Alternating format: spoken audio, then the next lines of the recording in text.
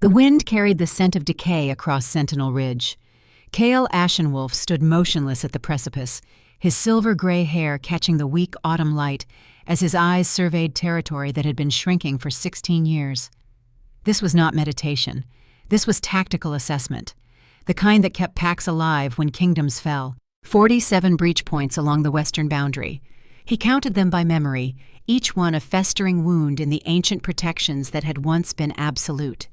83 wolves remained in the Shadow Pine pack. 31 were combat-ready. The others were too young, too old, or still healing from the last incursion 3 weeks ago when the Void Walkers had tested the northwestern quadrant and taken 2 lives before being driven back. 18 months, perhaps less. That was how long the mathematics gave them before the boundaries collapsed entirely and the darkness consumed everything his ancestors had protected for 3 centuries. Kael closed his eyes and felt the pack bond thrumming through his blood. Every wolf within 50 miles registered as a point of light in his awareness. Some were dim with exhaustion. Others burned bright with youth and ignorance. They did not yet understand what was coming. How could they? Most had been born after the last chosen had died, after Thornwick had turned its back on the old packs and left the wolves to face the void alone. A memory surfaced unbidden. 16 years ago, this same ridge, but the autumn air had smelled of hope instead of rot.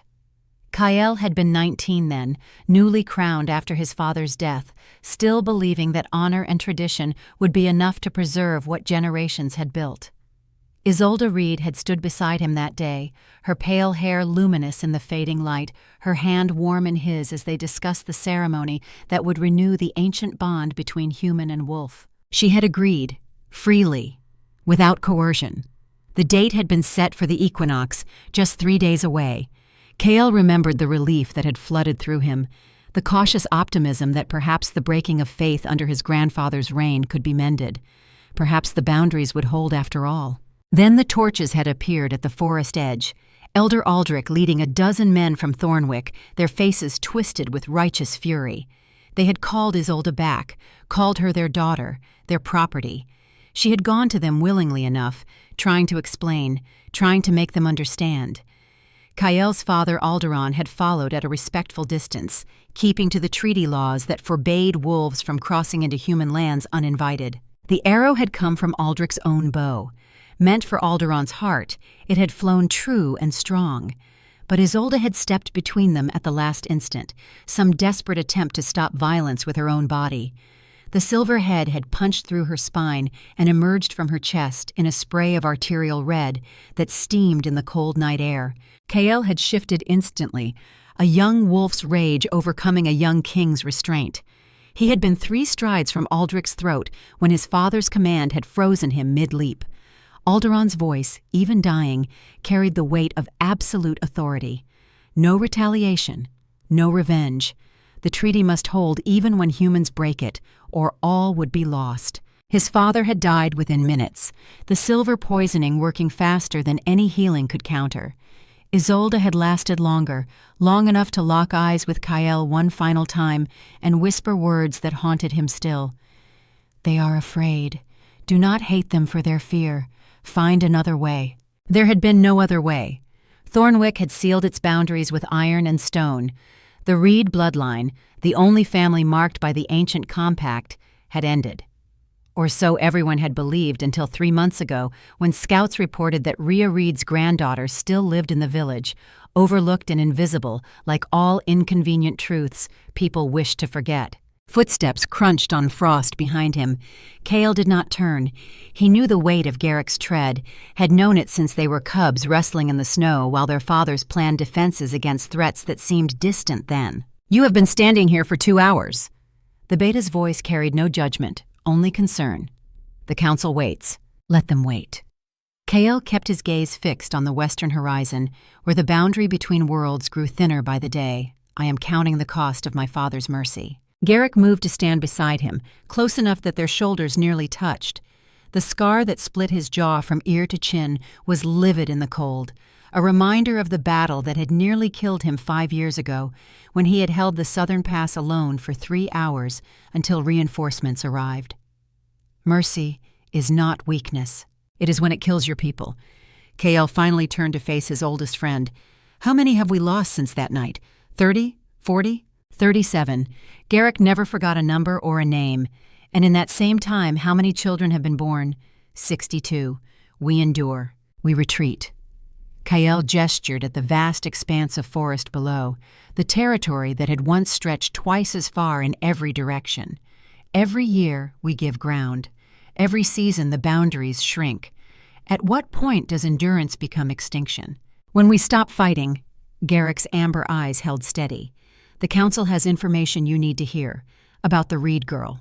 Kael felt something quicken in his chest, a sensation he refused to name as hope. Hope was dangerous. Hope made you careless. Lead the way. They descended through ancient pines that remembered when the first wolves had walked these ridges, when the first humans had cowered in caves and begged for protection from things far worse than any natural predator. The pack's main settlement lay hidden within a system of caves that had been expanded and carved over generations into something approaching civilization. Torches lit passages decorated with centuries of pack history rendered in pigment and clawmark. The greatest battles, the honored dead, the treaties signed and broken. The council chamber was a natural cavern large enough to hold the entire pack if needed. Today, only the inner circle waited around a rough table made from a single massive oak that had fallen in a storm 200 years ago. Senna sat to Kael's right, her silver hair braided with small bones and feathers in the old style.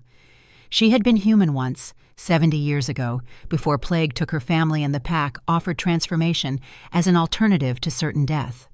Now she commanded the scouts with an efficiency that bordered on supernatural. To Kael's left sat Vena, younger than the others by 2 decades, but no less deadly. She had earned her position as commander of warriors through skill and ruthlessness in equal measure. Her dark eyes tracked Kael's entrance with predatory focus, cataloging his mood and posture with the instinct of someone whose survival had always depended on reading the subtle signals others missed. 4 other senior wolves completed the circle. All bore scars. All had buried loved ones. All looked to Kael now with a mixture of deference and desperate expectation, as if the weight of his crown could somehow become heavy enough to bend reality back toward survival. Garrick placed a leather folder on the table before taking his seat. Speak plainly. Kael remained standing, a deliberate choice that kept him above the others, kept the Alpha Authority clear in a time when doubt could fragment them faster than any external enemy. What have you learned? Senna opened the folder with careful reverence, as if it contained prophecy rather than intelligence. 6 months ago, I assigned 2 scouts to observe Thornwick, not to interfere, only to watch, to understand if any remnant of the Reed line remained viable for renewing the pact. And? Kael knew the answer, but required the ritual of full report. Command was as much theater as authority. Elara Reed lives. Senna withdrew a sheaf of papers covered in cramped handwriting and crude sketches. 20 years old. Granddaughter of Rhea Reed, who refused the choosing 40 years ago. Daughter of Isolde Reed, who died trying to honor what her mother had rejected. She lives alone in a cottage at Thornwick's eastern edge. The villagers avoid her, call her strange, touched by the forest. That describes half of the Reed bloodline through history. Kael gestured for more. What makes her relevant now? This. Senna placed a second document on the table, a list of dates and locations, each marked with a small notation. Kael scanned the entries, his breath catching as the pattern emerged. Void Walker kills. His voice dropped to barely above a whisper. 30 confirmed over the past 6 months. How? Poison. Garrick's tone carried grudging respect. Silver-based compounds mixed with herbs that grow only in the deepest forest. She hunts them, alone, at night. Our scouts watched her track and kill 3 scouts in a single evening 2 weeks ago. The chamber fell silent except for the distant drip of water on stone and the crackling of torches. Kael picked up the papers, studying each entry as if the ink might reveal secrets the words could not. 30 Void Walkers killed by a single human woman who had never been trained, who had no knowledge of pack tactics or ancient weapons, who by all accounts should have died on her first hunt. The blood remembers. Vena spoke for the first time, her voice carrying the hard edge of someone who respected results over sentiment. Even diluted through generations, the Reed line carries something of the wolf, instinct perhaps, or fate. Fate is a story we tell ourselves when we are too afraid to acknowledge chaos. Kael set the papers down with deliberate care, but instinct I believe in. If she has been killing Voidwalkers, she knows the threat is real. That makes her more valuable than all of Thornwick's elders combined. There is complication. Senna's expression tightened. Elder Aldrich discovered her activities 3 days ago. A hunting party found Voidwalker remains with traces of her compounds. She was tracked and captured. The execution is scheduled for dawn tomorrow. They call her demon touched, corrupted by darkness. Of course they do. Kael felt the familiar rage building, the same fury that had consumed him 16 years ago when arrows flew and blood spilled. Ignorance always attacks what it cannot understand. The woman who has been protecting them while they sleep is condemned by the very people who owe her their lives. We extract her tonight. Garrick was already standing, already planning. 8 wolves, fast strike at the prison, in and out before they can organize response. No. The word cut through the room like a blade. All eyes turned to Kael. We wait until the execution. My king, you cannot mean to let them kill her. Senna's voice carried a note of pleading rare from one so experienced. She is the last Reed. If she dies, the pact can never be renewed. We will have no leverage for negotiations, no chance of restoring the boundaries before they fail completely. They will not kill her. Kael met each council member's gaze in turn, letting them see the certainty in his eyes. Because the Voidwalkers will attack first. How can you know this? Vena leaned forward, fingers drumming against the ancient oak. We have had no intelligence suggesting imminent assault on Thornwick. Because I know how darkness thinks. Kael moved to a large map carved into the cavern wall, tracing the lines of territory with one finger. The Voidwalkers are not mindless. They learn. They adapt. They have surely noticed that one human has been destroying their scouts with alarming efficiency. Now that human has been captured and will be publicly executed. What better time to strike than when their enemy is bound and helpless, when the village is gathered and vulnerable? And you would let hundreds of humans die to prove a point? Garrick's voice held an edge of challenge that would have cost another wolf their position or their life. But Garrick was beta for reasons beyond skill at arms. I would let them face the consequences of their own ignorance just long enough to realize they need us. Kael turned back to the council. We will not let the village fall, but we will time our intervention to maximum effect. When we arrive, it will not be as supplicants begging to renew ancient bargains they have forgotten. We will arrive as the only thing standing between Thornwick and annihilation. The power dynamic changes, the negotiation changes, and perhaps, if the gods are merciful, we can rebuild something stronger than what was broken. The council absorbed this in silence.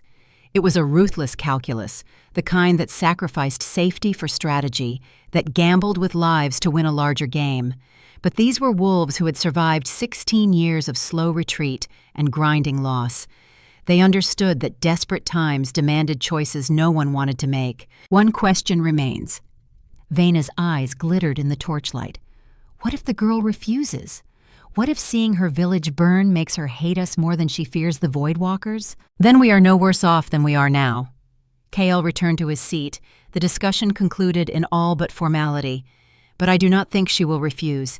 Anyone who has killed 30 Voidwalkers understands what is at stake. She is a warrior. Warriors respect strength and honesty over pretty lies and false comfort. Garrick gathered the papers, tucking them back into the leather folder with methodical care. I will select the strike team. We move at midnight, 4 hours after the execution is scheduled. Make it a small force. Kael rose, signaling the end of council. 8 as you suggested. Fast and surgical. Prioritize extraction of the Reed girl above all else. If we must choose between saving her and saving Thornwick, we choose her. Without the pact, the village dies anyway within the year. The council dispersed into shadows and flickering torchlight, each wolf carrying the weight of knowledge that everything they had known was balanced on the edge of a blade. Kael remained alone in the chamber after they left, staring at the map on the wall, at the territories that had once seemed eternal and now felt fragile as morning frost. Somewhere beyond the boundaries, in a village that had forgotten the value of honor, a young woman sat in a cell awaiting death for the crime of protecting people who despised her. And somewhere deeper still, in places where light had never reached and never would, Ancient hunger stirred and tested the weakening walls between worlds. The equinox was 3 days away.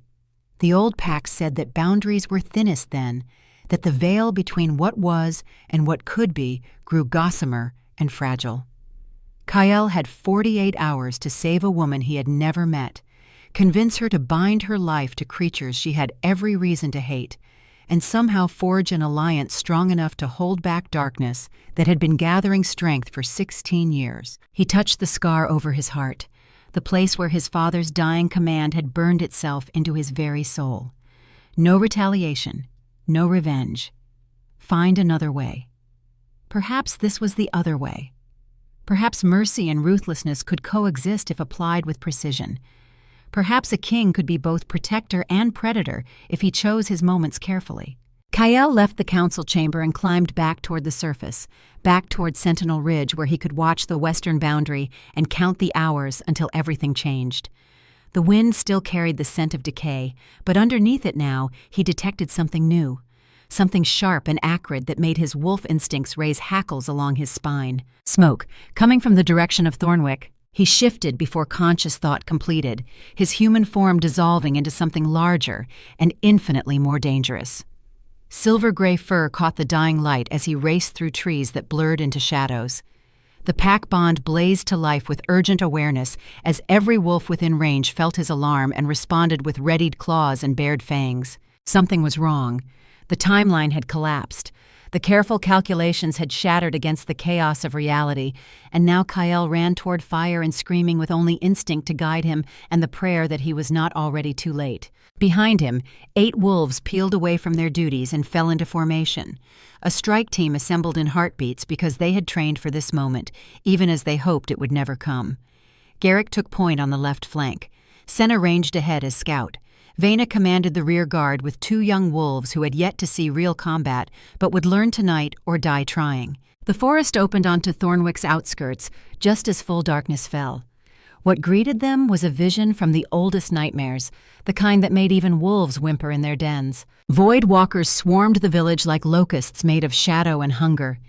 Dozens of them, perhaps hundreds, far more than should have been able to breach the boundaries even weakened as they were.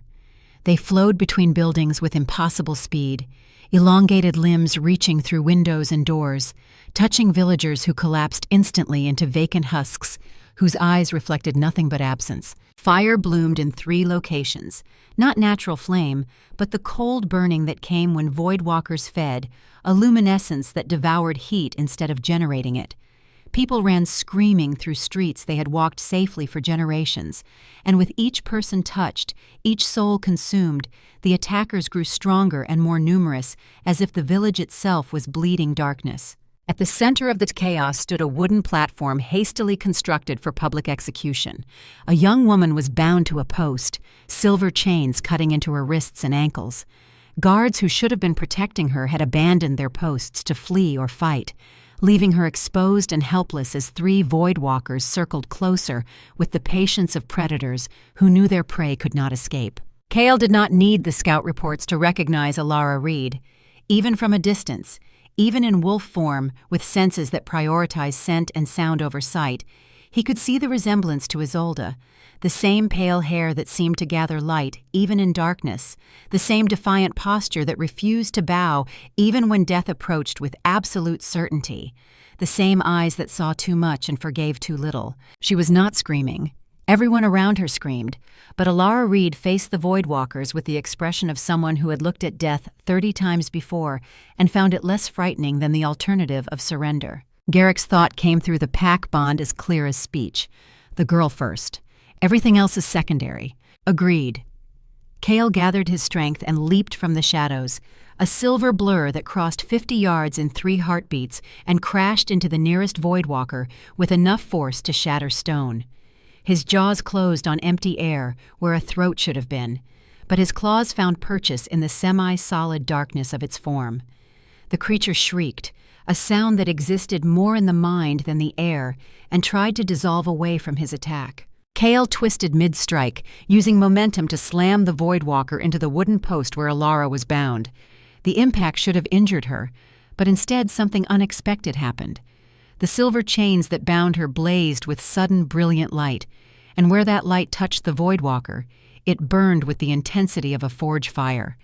The creature screamed again, this time in genuine agony, and fled into the deeper shadows with wounds that trailed luminescent smoke. The remaining 2 Voidwalkers hesitated, their eyeless faces turning toward this new threat with what might have been recognition or might have been hunger.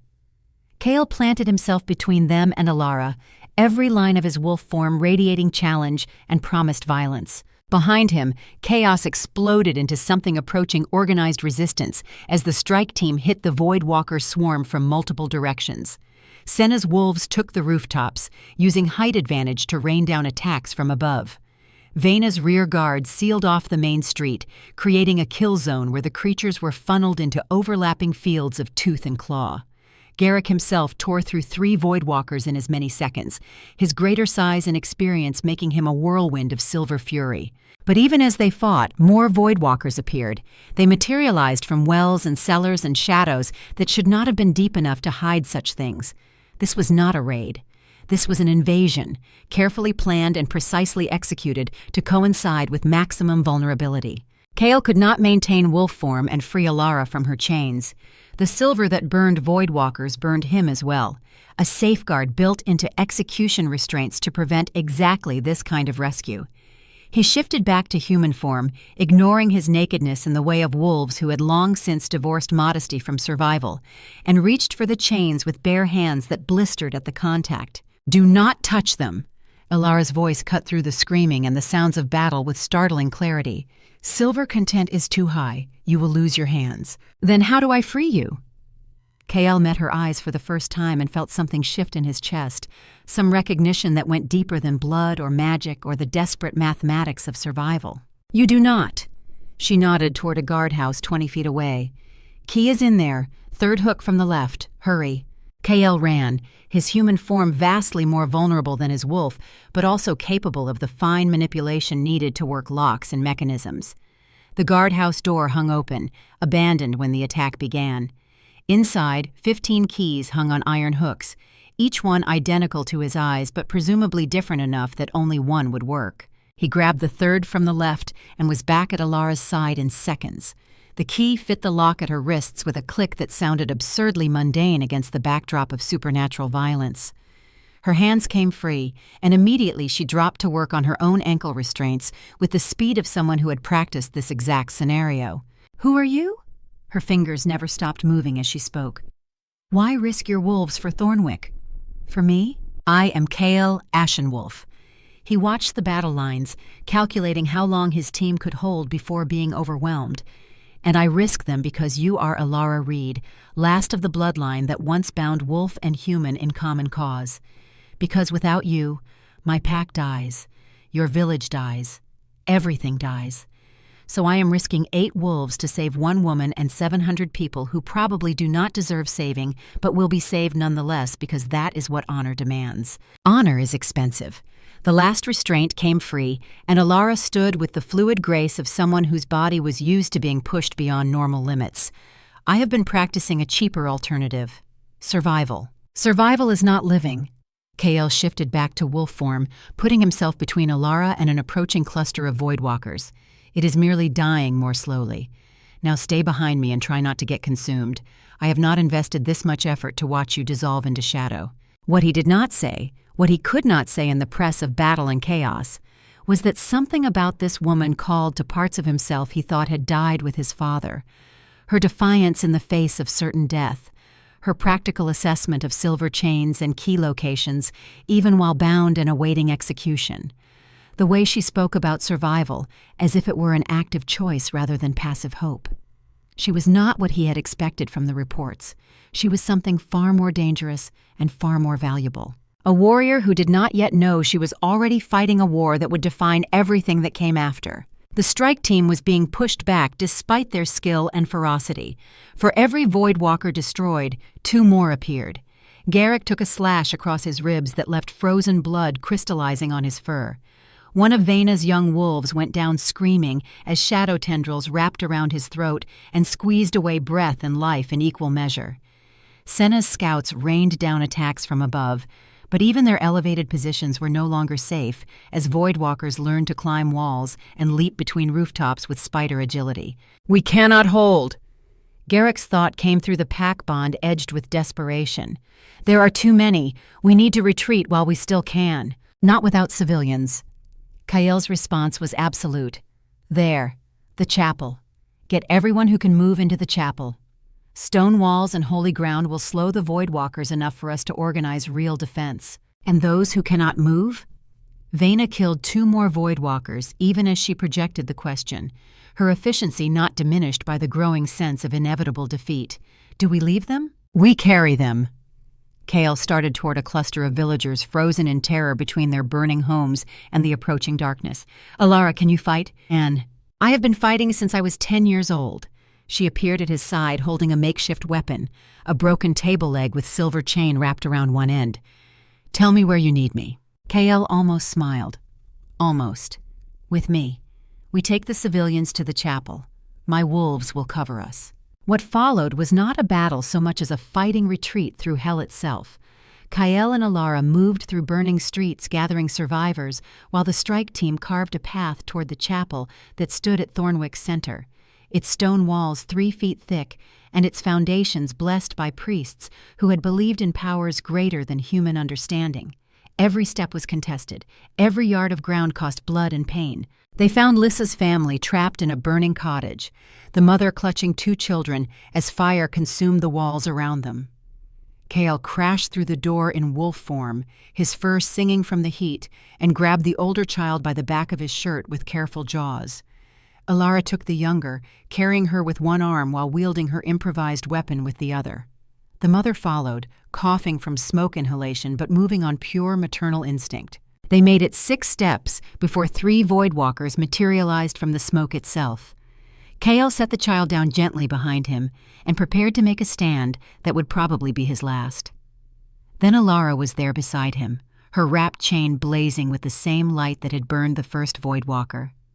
She swung with technique that spoke of practice and desperation in equal measure, and where the silver contacted shadow flesh, the creatures recoiled as if struck by lightning. "How are you doing that?"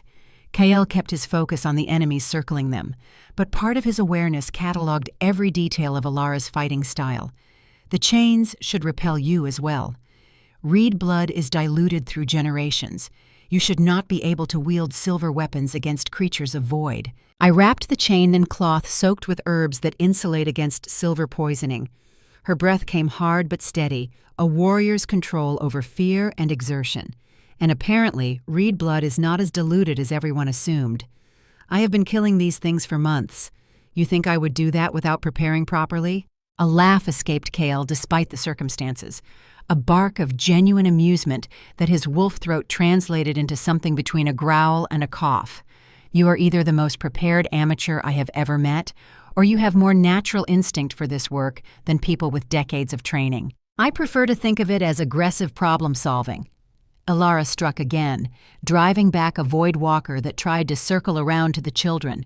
Now less philosophy and more running. "The chapel is still 40 yards away, and I am not dying before I understand what is happening." They ran. The strike team converged on their position, forming a protective diamond with Kael and Elara at the center, and civilians clustered between them. More villagers joined as they moved, people emerging from hiding places to take shelter in the moving fortress of tooth and claw. By the time they reached the chapel steps, the group had swelled to nearly 60 people, far more than could comfortably fit inside, but all desperate enough to try. The chapel doors were barred from within. Kael shifted to human form and pounded on the wood with fists that split knuckles against ancient oak. "Open. We have civilians who need sanctuary." Silence answered him. Then a voice, reedy and brittle with age. "No wolves, no demon touched. God's house is for the faithful only. Elder Aldrich." Elara pushed forward, her face a mask of fury barely contained. "You would condemn children because of what their rescuers are? What God do you serve that demands such cruelty?" "The God who knows wolves are the source of this curse," the elder's voice carried through the thick wood with absolute certainty. "You brought this upon us, girl. You and your unnatural hunts. The wolves came because you called to them with your witchcraft. Now face the consequences and leave the righteous to their prayers. "The righteous who would have executed me this dawn for the crime of saving their lives." Elara's laugh was sharp enough to cut. "Your righteousness is showing, Elder. It looks like cowardice wrapped in scripture." Kael put a hand on her shoulder, a gesture that surprised them both with its intimacy and gentleness. "We do not need his permission. Stand back." He shifted again, his wolf form massive and terrible in the firelight, and slammed his full weight against the chapel doors. The bar inside cracked, but held. He hit it again and again, each impact sending shock waves through stone walls that had stood for 200 years. On the fourth strike, the bar splintered, and the doors exploded inward, revealing a chapel full of villagers who screamed at the sight of the silver wolf that had just shattered their sanctuary. Kael shifted back to human form and stood in the doorway, his voice carrying over the screams with the absolute authority of someone born to command. "You have two choices. Allow everyone into this chapel, regardless of what they are or who they have associated with, or explain to God yourself why you condemned children to death because you were too frightened to share space with those who came to save you." The chapel fell silent, except for the distant sounds of battle and burning. Elder Aldrich stood at the altar, his weathered face twisted with rage and something that might have been shame. Behind him, other faces showed less certainty, particularly those of parents whose children huddled against them in terror. "Let them in!" A woman's voice from the back of the chapel, strong despite the obvious fear. "My daughter was in that burning cottage. These wolves saved her. If God punishes me for sheltering those who shelter the innocent, then I will face that judgment gladly." Others murmured agreement, a groundswell of basic human decency overcoming the rigid certainty of their spiritual leader. People moved aside, making room where there should have been none, and the refugees poured into the chapel with grateful desperation. Elara helped organize them, her experience with crisis clear in the way she directed people to defensible positions and assessed injuries with a healer's practiced eye. Kael remained at the door with 3 wolves, watching as more voidwalkers gathered in the street outside. They did not approach the chapel directly, some ancient instinct or memory making them hesitant to cross onto ground that had been sanctified through centuries of belief. But they did not leave either. They circled and watched and waited with the patience of hunters who knew their prey could not escape. "Can you hold this position?" Kael asked Garrick through the pack bond even as his eyes tracked enemy movements. "I need to assess the full situation, understand what we are actually facing." Garrick materialized at his side, his wounds already closing with the accelerated healing that was both blessing and curse of wolfkind. It cost energy they could not spare, but it kept them fighting when any human would have collapsed from blood loss. "We can hold until dawn. After that, supplies become a factor.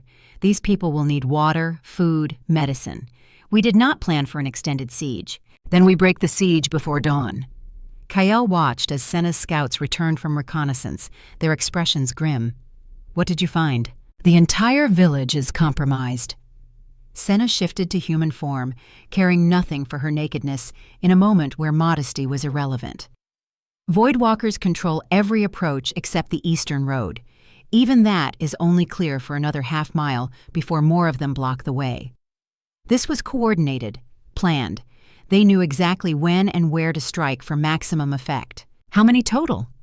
Kael's mind was already calculating, already planning 3 moves ahead the way his father had taught him during long winters, when war games were the only entertainment, and every game was also a lesson in leadership. Conservative estimate? 300. Senna's voice held none of its usual confidence. Possibly more. They keep materializing from places that should not be able to spawn them. Wells, cellars, even shadows that are too shallow to hide anything larger than a rat. The boundaries are not just weakened, they are failing. A cold clarity settled over Kael's thoughts, the kind that came when all illusions fell away and only truth remained. This is not a raid. This is an extinction event. They are not testing our defenses. They are ending us. What do we do? Garrick's question held no challenge, only the desperate need for direction from someone who might still see a path through impossible circumstances. We do what we came here to do. Kael turned back to the chapel interior, his eyes finding Elara where she bandaged a child's burned hand with strips torn from her own clothing. We secure the Reed girl. We perform the ritual. We restore the pact, even if we have to do it with void walkers literally at the threshold. You propose conducting an ancient ceremony of binding while under siege by 300 creatures who will do everything possible to prevent exactly that. Vena's tone suggested she thought her king had lost his mind. That is not a plan. That is suicide. Suicide would be doing nothing and dying anyway. Kael moved into the chapel, navigating between clusters of refugees until he reached Elara. When he touched her shoulder, she turned with the controlled readiness of someone whose instincts never fully rested. "We need to talk. Now." She followed him to a relatively quiet corner near the altar, where Elder Aldrich glared at them both with the intensity of someone who believed divine wrath was his to command. Kael ignored the old man and focused entirely on Elara, on the woman whose bloodline and choices would determine whether anyone survived to see morning. "Your grandmother was meant to be chosen 40 years ago. She refused out of fear or love or some combination both. Your mother tried to honor that obligation 16 years ago. My father and yours died trying to protect her from those who would prevent the renewal of an ancient pact. Now you stand as the last reed, the final chance to restore what was broken before it is too late to matter." Elara's eyes held his without flinching. "I know my family history. My grandmother told me stories before she died. Stories the elders called superstitious nonsense. Stories about wolves who protect and humans who forget, and darkness that waits for both to falter. She gave me a medallion and told me to trust what I feel rather than what I am told to see.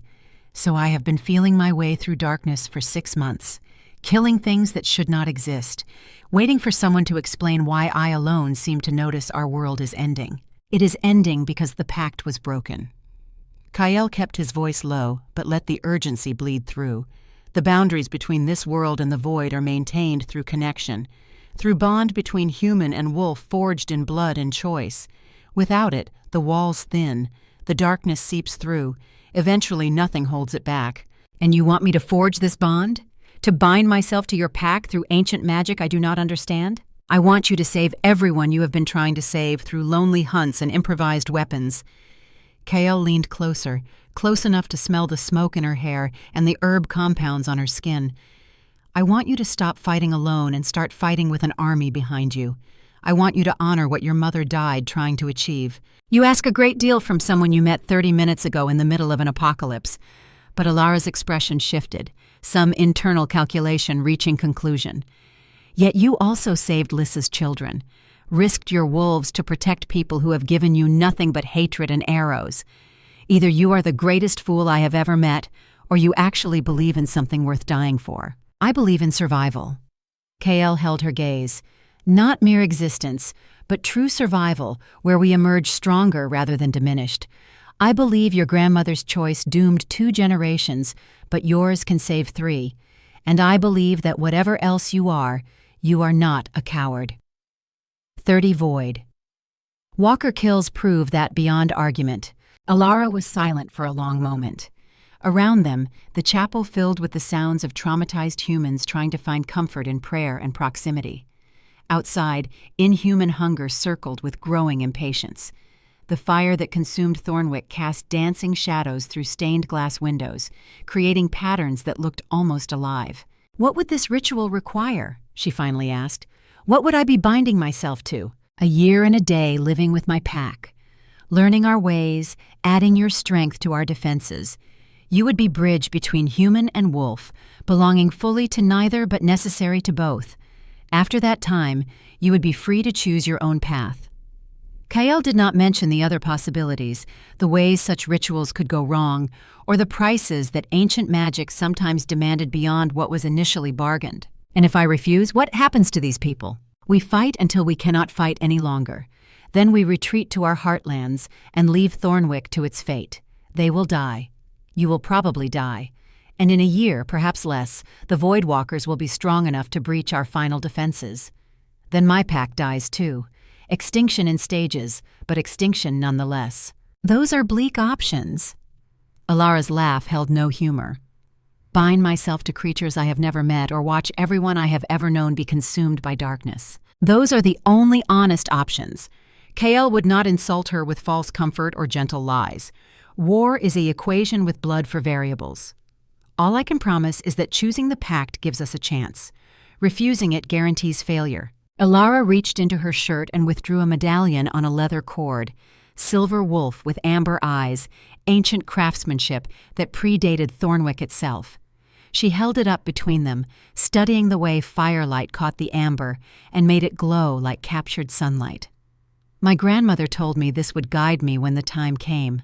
I have been carrying it for months, waiting to understand what it meant, what she wanted me to do. And now you understand? Kael asked quietly. Now I understand that I have been preparing for this moment since I was 10 years old, and she first taught me to recognize Voidwalker sign in the forest. She has been training me to make this exact choice, to stand where she could not stand, to honor what she could not honor. She looked up from the medallion, her eyes bright with unshed tears and fierce determination. So yes, I will forge this pact, not because you ask it or because I am afraid, but because my grandmother deserves someone to finish what she was too frightened to begin. Tell me what we need to do. Relief crashed over Kael with such intensity it nearly buckled his knees. He reached out and clasped her free hand in both of his, the gesture more intimate than he intended, but feeling necessary nonetheless. We need to reach the standing stones at the forest edge. The boundary is thinnest there, especially at midnight on the equinox. The equinox is 3 days away, Elara pointed out. The ritual can be performed early if necessity demands it. The magic will be less potent, the binding more difficult to achieve, but it can be done. Kael squeezed her hand once before releasing it. The alternative is waiting 3 days under siege, and I do not believe we have 3 days. Before Elara could respond, a commotion at the chapel entrance cut through the low murmur of conversation. Senna appeared in the doorway, her eyes wild with urgency. My king, eastern boundary has collapsed. Not weakened, collapsed completely. The heartlands are exposed. Every wolf in the chapel went rigid. The heartlands were where the pack kept their most vulnerable, the children too young to fight, and the elders too old to flee. Defensible under normal circumstances, but without the boundary magic to slow approaching threats, they were as vulnerable as any human settlement. How long until Void Walkers reached them? Kael was already moving toward the door, battle calculations racing through his mind faster than conscious thought could track. They are already there! Senna's voice broke on the words. First contact was 3 minutes ago. Garrick's maid is leading defense, but she has only 20 wolves, and they are not all trained fighters. She says they have maybe an hour, 2 if they are lucky. Kael stopped walking. An hour. 2 at most. Time enough to reach the heartlands if they left immediately, abandoned the civilians, forgot about ancient pacts and impossible ceremonies. Or time enough to attempt the ritual here and now with Voidwalkers literally at the threshold, hoping that somehow they succeeded before everything fell apart. It was no choice at all. It was 2 paths to potential doom with no guarantee either would work. He turned back to Elara, to this woman he had met less than an hour ago and was now asking to save his entire world. Can you do this now? Can you bind yourself to us without preparation, without understanding, with death coming from every direction? She met his gaze with eyes that had already seen too much death and decided long ago that fear was a luxury survivors could not afford. I can try. That is all anyone can promise when the world is ending. Then we try. Kael shifted to full alpha command, his voice carrying to every wolf in the chapel through bond and sound in equal measure. Senna, take 2 wolves and return to the heartlands. Buy them whatever time you can. Vena, you and 4 others will hold this chapel. No Voidwalker crosses the threshold. Garrick, you are with me. We are attempting the ritual here, now, with whatever protection we can manage. This is madness. Elder Aldrich finally found his voice, though it shook with rage or terror, or both. You will bring more darkness into this holy place with your devil rituals and cursed bonds. This holy place is only standing because devil wolves broke down your door to save people you would have let die. Kael turned on the elder with barely restrained violence. Now you will be silent, or I will remove you from the premises in pieces. The choice is yours. Aldrich subsided, hatred burning in his eyes, but survival instinct overcoming his righteous fury. The other villagers watched in horrified fascination as wolves and 1 human began preparations for something none of them understood, but all of them feared with primal certainty. Elara moved to Kael's side as Garrick cleared space at the chapel center, pushing aside pews to create a circle large enough for the ceremony. What do we need? Blood. Kael withdrew a knife from a sheath at Garrick's belt, the blade silver-edged and marked with symbols that predated human writing. Yours and mine, mingled together while oaths are spoken. The magic is in the intent as much as the ritual. Your choice to bind, my acceptance of that binding. The pack's recognition of both. That sounds simple. Elara took the knife, testing its weight with the casual competence of someone familiar with blades. So why do you look like a man preparing for something far more complicated? Because simple rituals require ideal circumstances to succeed. Kael listened to the sounds of voidwalkers testing the chapel defenses, their scratching and wisping growing bolder as they sensed something important happening inside. We are attempting this in the worst possible conditions, under siege, with boundaries collapsing, with no elders to guide the ceremony, and no guarantee the magic will even respond. Success is far from certain. Then we succeed anyway. Elara stepped into the cleared circle, her posture radiating the same defiance she had shown on the execution platform. Or we die trying, which is better than dying without trying at all. Kael joined her in the circle, and Garrick began marking the boundary with ash taken from the chapel's incense burners. Not traditional materials, but the intent mattered more than the components. Around them, wolves took up positions in a rough ring, their eyes reflecting firelight as they added their presence to the working. This was pack magic, the kind that required unity and trust in equal measure. Elara held out her palm. Kael did the same. The knife passed between them, silver edge catching light as it sliced shallow cuts that would bleed enough for bonding without risking permanent damage. Their blood welled bright and crimson, and when they clasped hands, the mingling sent a jolt through both of them like lightning striking from a clear sky. The words came to Kael from memory deeper than learning, the kind of knowledge carried in blood through generations. By the first moon and the ancient compact, I offer pack and protection to one who walks between. Elara Reed of the Broken Line, will you stand as chosen, as bridge, as bond between wolf and human? Elara's response should have been tentative, should have shown hesitation or doubt. Instead, her voice rang clear and certain in the charged air of the chapel. I will stand as chosen. I will bridge what was broken. I will bind myself to this pack for a year and a day, and in that binding may the boundaries be renewed. The magic that answered was not gentle.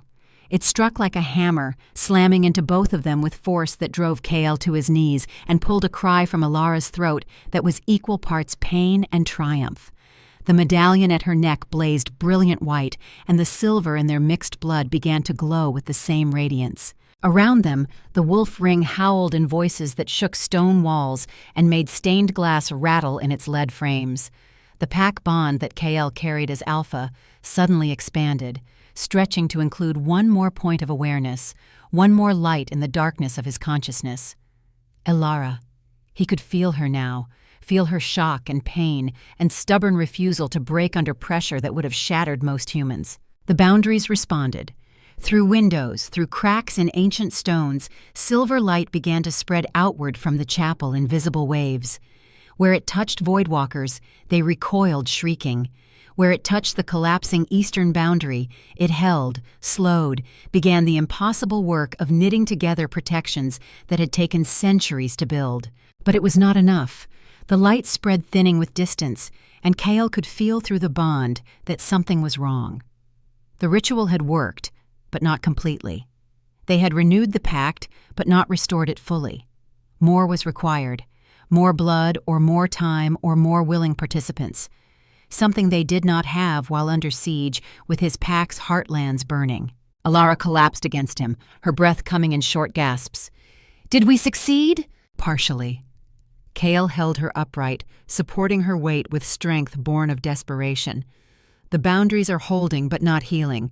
We bought time, hours perhaps, maybe a day, but the heartlands are still exposed. Then we go to the heartlands. She pushed away from him, standing on legs that shook but held. We finish this there, whatever it takes. You can barely stand. You cannot travel through hostile territory while voidwalkers hunt every shadow. Watch me. Elara retrieved her improvised weapon from where she had dropped it when the ritual began. I have been dying slowly in this village for 20 years. At least now I am dying for something that matters. Kael felt something shift in his chest, some recognition of kindred spirit or shared madness. this woman who had killed 30 Voidwalkers alone, who had faced execution with defiance, who now proposed to march through apocalyptic landscape to complete a ritual she barely understood, was either the greatest fool he had ever met or the greatest warrior. He strongly suspected it was both. "Very well, we go to the Heartlands." Kael addressed the wolves who remained. "Vena, you stay here with 3 others. Hold this chapel for as long as possible. The rest come with us. We are going to save our families or die with them." "And the villagers?" Garrick gestured at the frightened humans huddled between pews. "What becomes of them? They have the chapel. They have water and the supplies they brought with them. They have as much protection as we can provide while still having strength to protect our own." Kael met Elder Aldrich's eyes across the space. "They will have to trust that the wolves they despised are honorable enough to return if they survive. Just as we must trust they will not bar the doors again if we need sanctuary." The old man said nothing, but something in his expression shifted. Not acceptance, not forgiveness, but perhaps the beginning of understanding that his certainties had led to this moment where children cowered in chapels and the righteous prayed for deliverance from devils that might be their only salvation. Kael, Elara, Garrick, and 4 other wolves prepared to leave, gathering what weapons they could find and steeling themselves for the run through hostile territory. As they reached the chapel doors, a young voice called out from the refugees, the sound of a child trying to be brave when everything had taught them that bravery was futile. "Thank you for saving my mother, for not leaving us." Kael looked back to see Lissa's daughter, the girl he had carried from the burning cottage. Her face was smudged with soot and tears, but her eyes held something that might have been hope. "Thank the woman beside me." Kael put his hand on Elara's shoulder. "She has been saving you for months. We are only just beginning." Then he shifted to wolf form and led his small team out into darkness, where 300 hungry shadows waited, and the eastern boundary remained perilously open to threats that had already breached the Heartlands. Behind them, the chapel door closed with the sound of finality. Ahead, fire and screaming, and the desperate race against extinction. The ritual was incomplete. The pack was scattered. The boundaries were failing faster than they could be repaired. And somewhere in the chaos, a solution existed that required more than blood or magic or ancient ceremony. It required something none of them could name, but all of them could feel pressing against the edge of awareness, like a word forgotten on the tip of the tongue. Kael ran through streets that burned with cold fire. Elara running beside him in human form that should have been far too slow, but somehow kept pace through sheer stubborn will. The pack bond thrummed with urgent awareness of others fighting and dying in places they could not reach to help. And through it all, one thought sustained him with terrible clarity. They had bought time, hours perhaps, maybe a day. Now they would find out if that time was enough to save anything worth saving when the dawn finally came. The forest between Thornwick and the Heartlands had become a gauntlet of shadow and teeth. Kael led the small team through terrain he had known since childhood, every tree and stone familiar, yet now transformed into hostile territory where death waited in pools of darkness too deep to be natural. His wolf form moved with the efficiency of 20 years defending these lands, but efficiency was no longer enough against enemies that materialized from impossible places and struck with coordination that spoke of intelligence rather than mere hunger. Elara ran beside him, her human form somehow keeping pace despite the disadvantage of 2 legs versus 4. The pack bond that now connected them hummed with her determination, and something else, something fierce and feral that suggested her Reed bloodline carried more wolf than anyone had suspected. She wielded her silver-wrapped chain like a trained warrior, striking at voidwalkers that materialized too close, buying seconds that allowed the group to maintain forward momentum through what should have been a killing field. Garrick ranged ahead as point scout, his larger form crashing through undergrowth that would have slowed the others. Behind them, 4 wolves formed a moving rear guard, constantly rotating positions to cover each other as shadows tested their defenses with probing attacks that grew bolder with each passing minute. The Voidwalkers were learning, adapting, recognizing that this group carried something important, something worth pursuing despite the cost in their own numbers. Through the pack bond, Kael felt the distant echo of battle at the Heartlands. Garrick's mate Silva commanded the defense there, her tactical mind buying time with clever use of terrain and the natural cave system that formed the settlement's core. But time was a currency they were spending faster than they could earn, and the interest came due in blood and exhaustion. "How much further?" Elara's voice came between controlled breaths, her conditioning impressive for someone who had spent months hunting alone but still human in its limitations. She had been running full speed for 20 minutes, a pace that would have broken most people within 2 miles. Kael projected the thought through their bond, testing the new connection and finding it surprisingly stable despite the incomplete ritual. "The boundaries we renewed at the chapel are holding Thornwick, but the collapsed eastern section is a highway for voidwalkers to pour through. We will hit resistance long before we reach safety. Then we go through resistance." She swung her chain at a shadow that coalesced too close, the silver-wrapped links blazing with light that drove the creature back. "I did not survive 20 years of being invisible to die visible for only an hour." The sentiment was so perfectly stated, so exactly the kind of dark humor that soldiers use to cope with impossible circumstances, that Kael felt something warm bloom in his chest despite the cold surrounding them. This woman was Pack in all the ways that mattered, the ritual merely formalizing what her actions had already proven. Movement ahead. Garrick's warning came through the bond half a second before his massive form skidded to a halt, claws scoring deep furrows in forest loam. The path was blocked by a wall of voidwalkers, at least 30 strong, arranged in formation that suggested strategy rather than random congregation. They had been waiting. This was an ambush.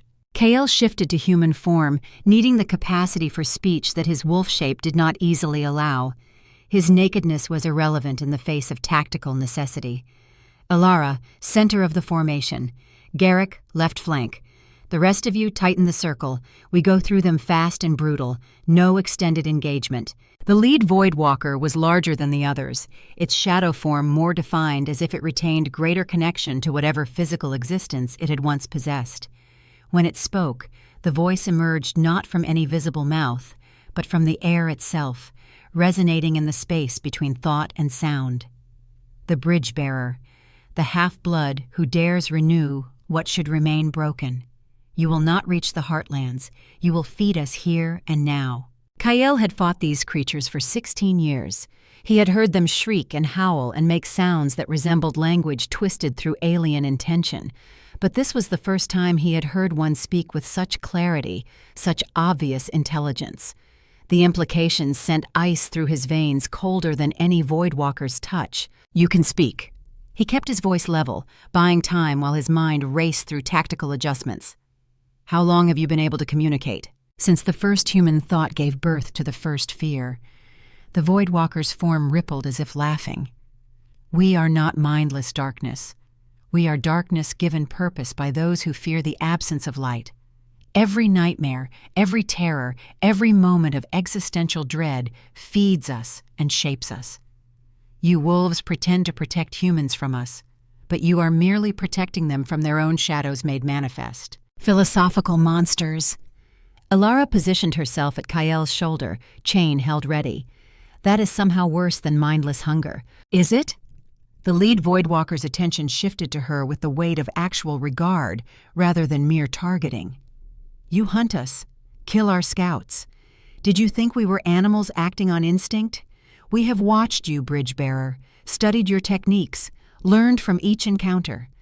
Tonight's attack on Thornwick was not random. It was designed specifically to force you into exactly the choice you made, to bind yourself incompletely in desperation rather than waiting for the proper time when the ritual would have established unbreakable protections."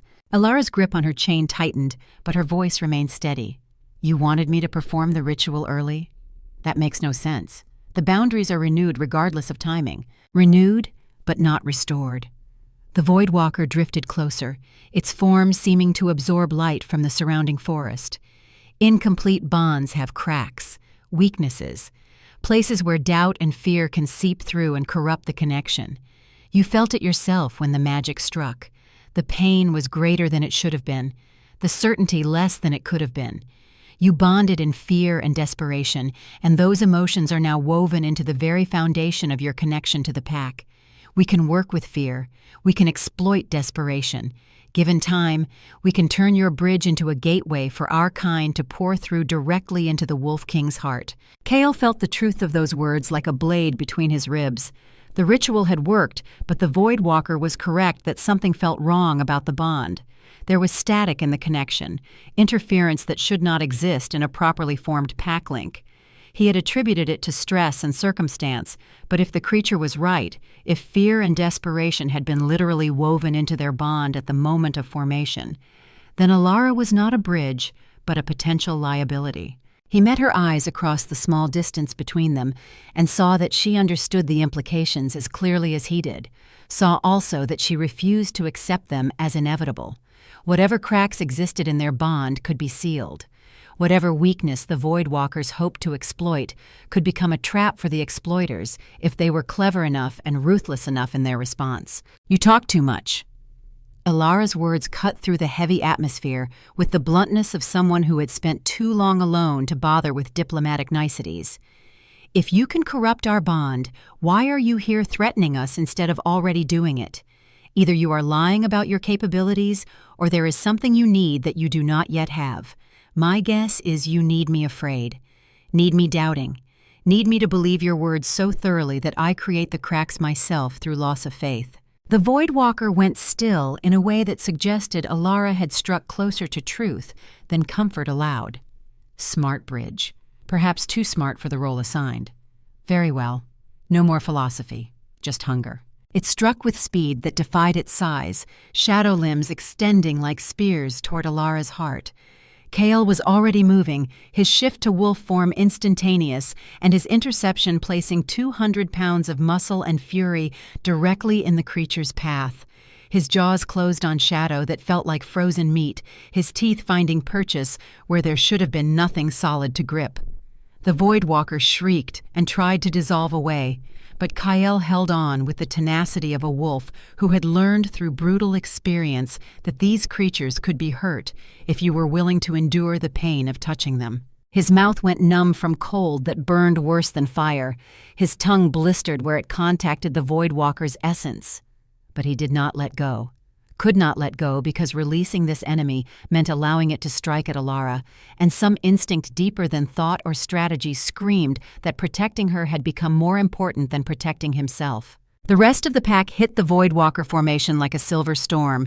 Garrick took 3 enemies simultaneously, his greater size and experience allowing him to fight with the efficiency of someone who had long since learned to prioritize target selection over individual combat perfection. The rear guard wolves split their attention between defense and offense, creating a mobile perimeter that flexed and adapted as the battle's momentum shifted. Elara fought in the center, her chains singing through the air with the rhythm of someone who had practiced this exact scenario in countless solitary training sessions. She did not waste movement or energy on flourishes. Every strike targeted vulnerable points she had identified through months of hunting. Every step positioned her for the next attack while minimizing her exposure to counterstrikes. She fought like someone who expected death but refused to meet it passively, and the Void Walkers that came for her learned too late that Bridgebearer did not mean helpless sacrifice.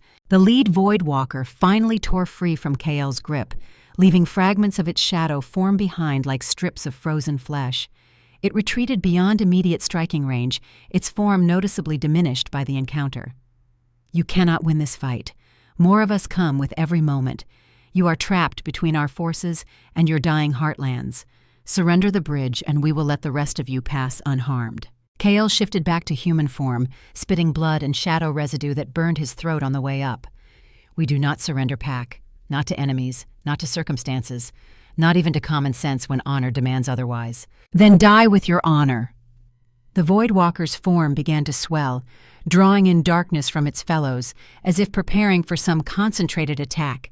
It was a display of power meant to intimidate, but Kael had not survived 16 years of war by being easily impressed by threats.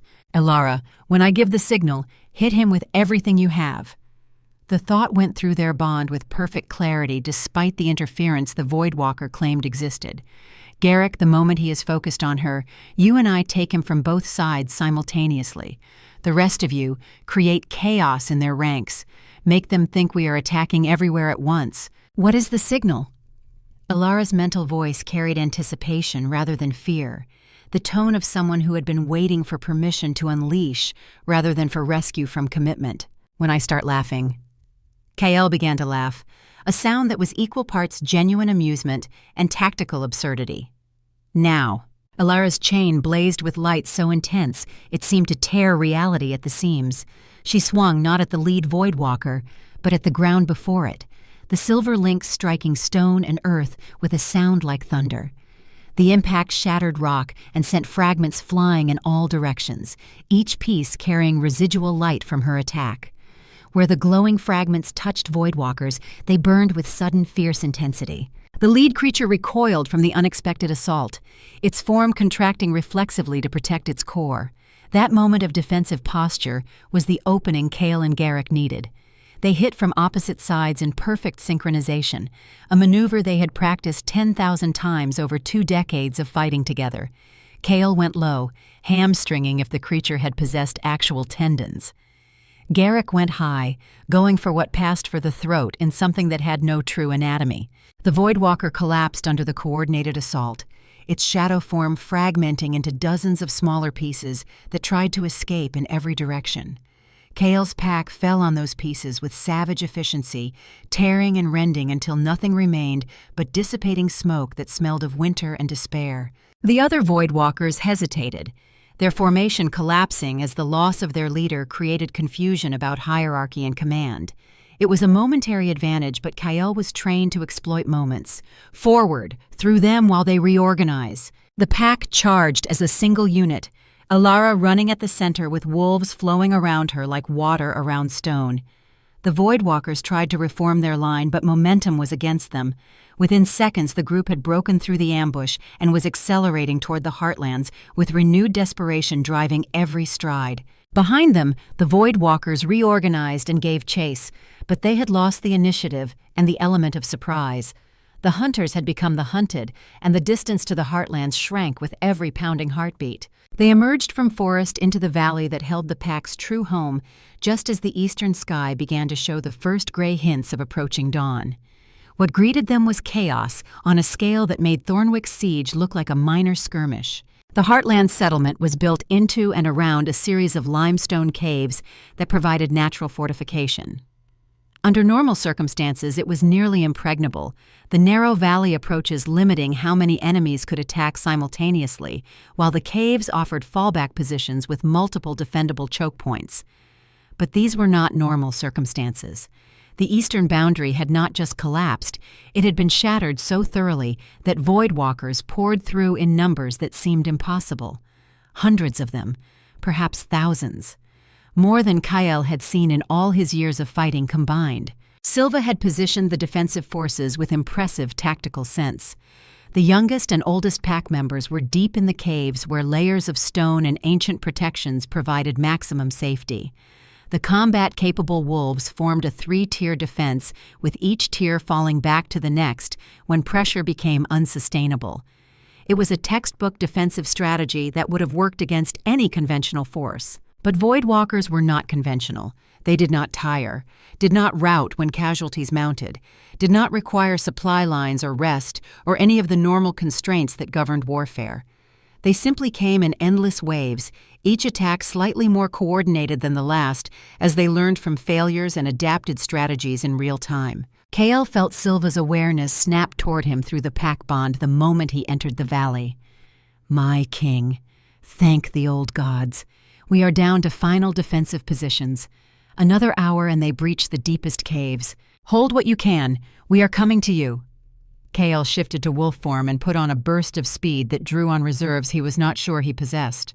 The pack followed without hesitation, and Elara somehow found the strength to keep pace, despite having run for miles and fought through ambushes that should have killed her 3 times over. They hit the Voidwalker forces from behind like a blade through rotten wood. The creatures had been focused entirely on breaking through Silva's defenses, their attention and resources committed to that single objective. Kael's arrival created chaos in their rear ranks, and chaos was an advantage wolves knew how to press. Garrick went straight for the largest concentration of enemies, his berserker rage making him more force of nature than individual combatant. The rear guard wolves spread out to maximize the appearance of their numbers, striking and fading and striking again from different angles to create the impression of a larger force. And Elara, impossibly, charged directly toward the cave entrance, where Silva's final defensive line was barely holding against overwhelming numbers. She should have been dead within seconds, should have been overwhelmed by sheer mass of shadow creatures that filled every available space. But the medallion at her neck blazed with the same white light that had driven back void walkers at the chapel, and where that light touched the enemy forces, they recoiled as if struck by physical blows. She carved a path through impossible odds through nothing more than stubborn refusal to accept that impossible meant anything other than not yet achieved. Kael fought his way to her side, and together they reached Silva's position, just as the defensive line was about to break. Silva herself was barely recognizable under the blood and shadow residue that coated her silver fur. She had been fighting for hours with minimal support against forces that should have destroyed her position in minutes. That she still stood at all spoke to skill and desperation in equal measure. Fall back to secondary positions. Kael's command went through the pack bond with absolute authority. Elara and I will anchor the primary line. Everyone else, layered defense just as we have trained. Make them pay for every foot of ground. The pack responded with the discipline of wolves who had practiced these exact maneuvers countless times. Silva's exhausted defenders fell back through carefully maintained gaps in the formation, and fresh wolves took their positions with mathematical precision. Within 30 seconds, the defensive line had transformed from ragged edge of collapse to structured resistance that funneled voidwalkers into kill zones where multiple defenders could attack single targets. But even perfect tactics could not overcome infinite enemies. For every void walker destroyed, 2 more appeared from the shattered boundary. The battle became a grim equation where the pack's endurance was the limiting factor against an enemy that seemed to have no limits at all. Elara fought at Kael's shoulder, their movements synchronizing through the pack bond in ways that should have required years of training, but somehow came naturally. When he went left, she flowed right. When he attacked high, she struck low. They moved like 2 parts of a single weapon, and the void walkers that came for them found their tactical superiority meant nothing against coordination that bordered on precognition. The sun crested the eastern mountains, and where dawn light touched the void walkers, they weakened noticeably. Not destroyed, but diminished enough that the wolves' chances of survival improved from impossible to merely improbable. Kael felt a surge of desperate hope that perhaps they could hold until full daylight drove the creatures back to whatever darkness spawned them. Then the sky went dark. Not naturally, not the darkness of clouds or eclipse. This was darkness that devoured light, that spread across the sky like ink through water, transforming dawn back into night within seconds. And from that unnatural night, a voice spoke that made the lead void walker's communication seem like childish babbling.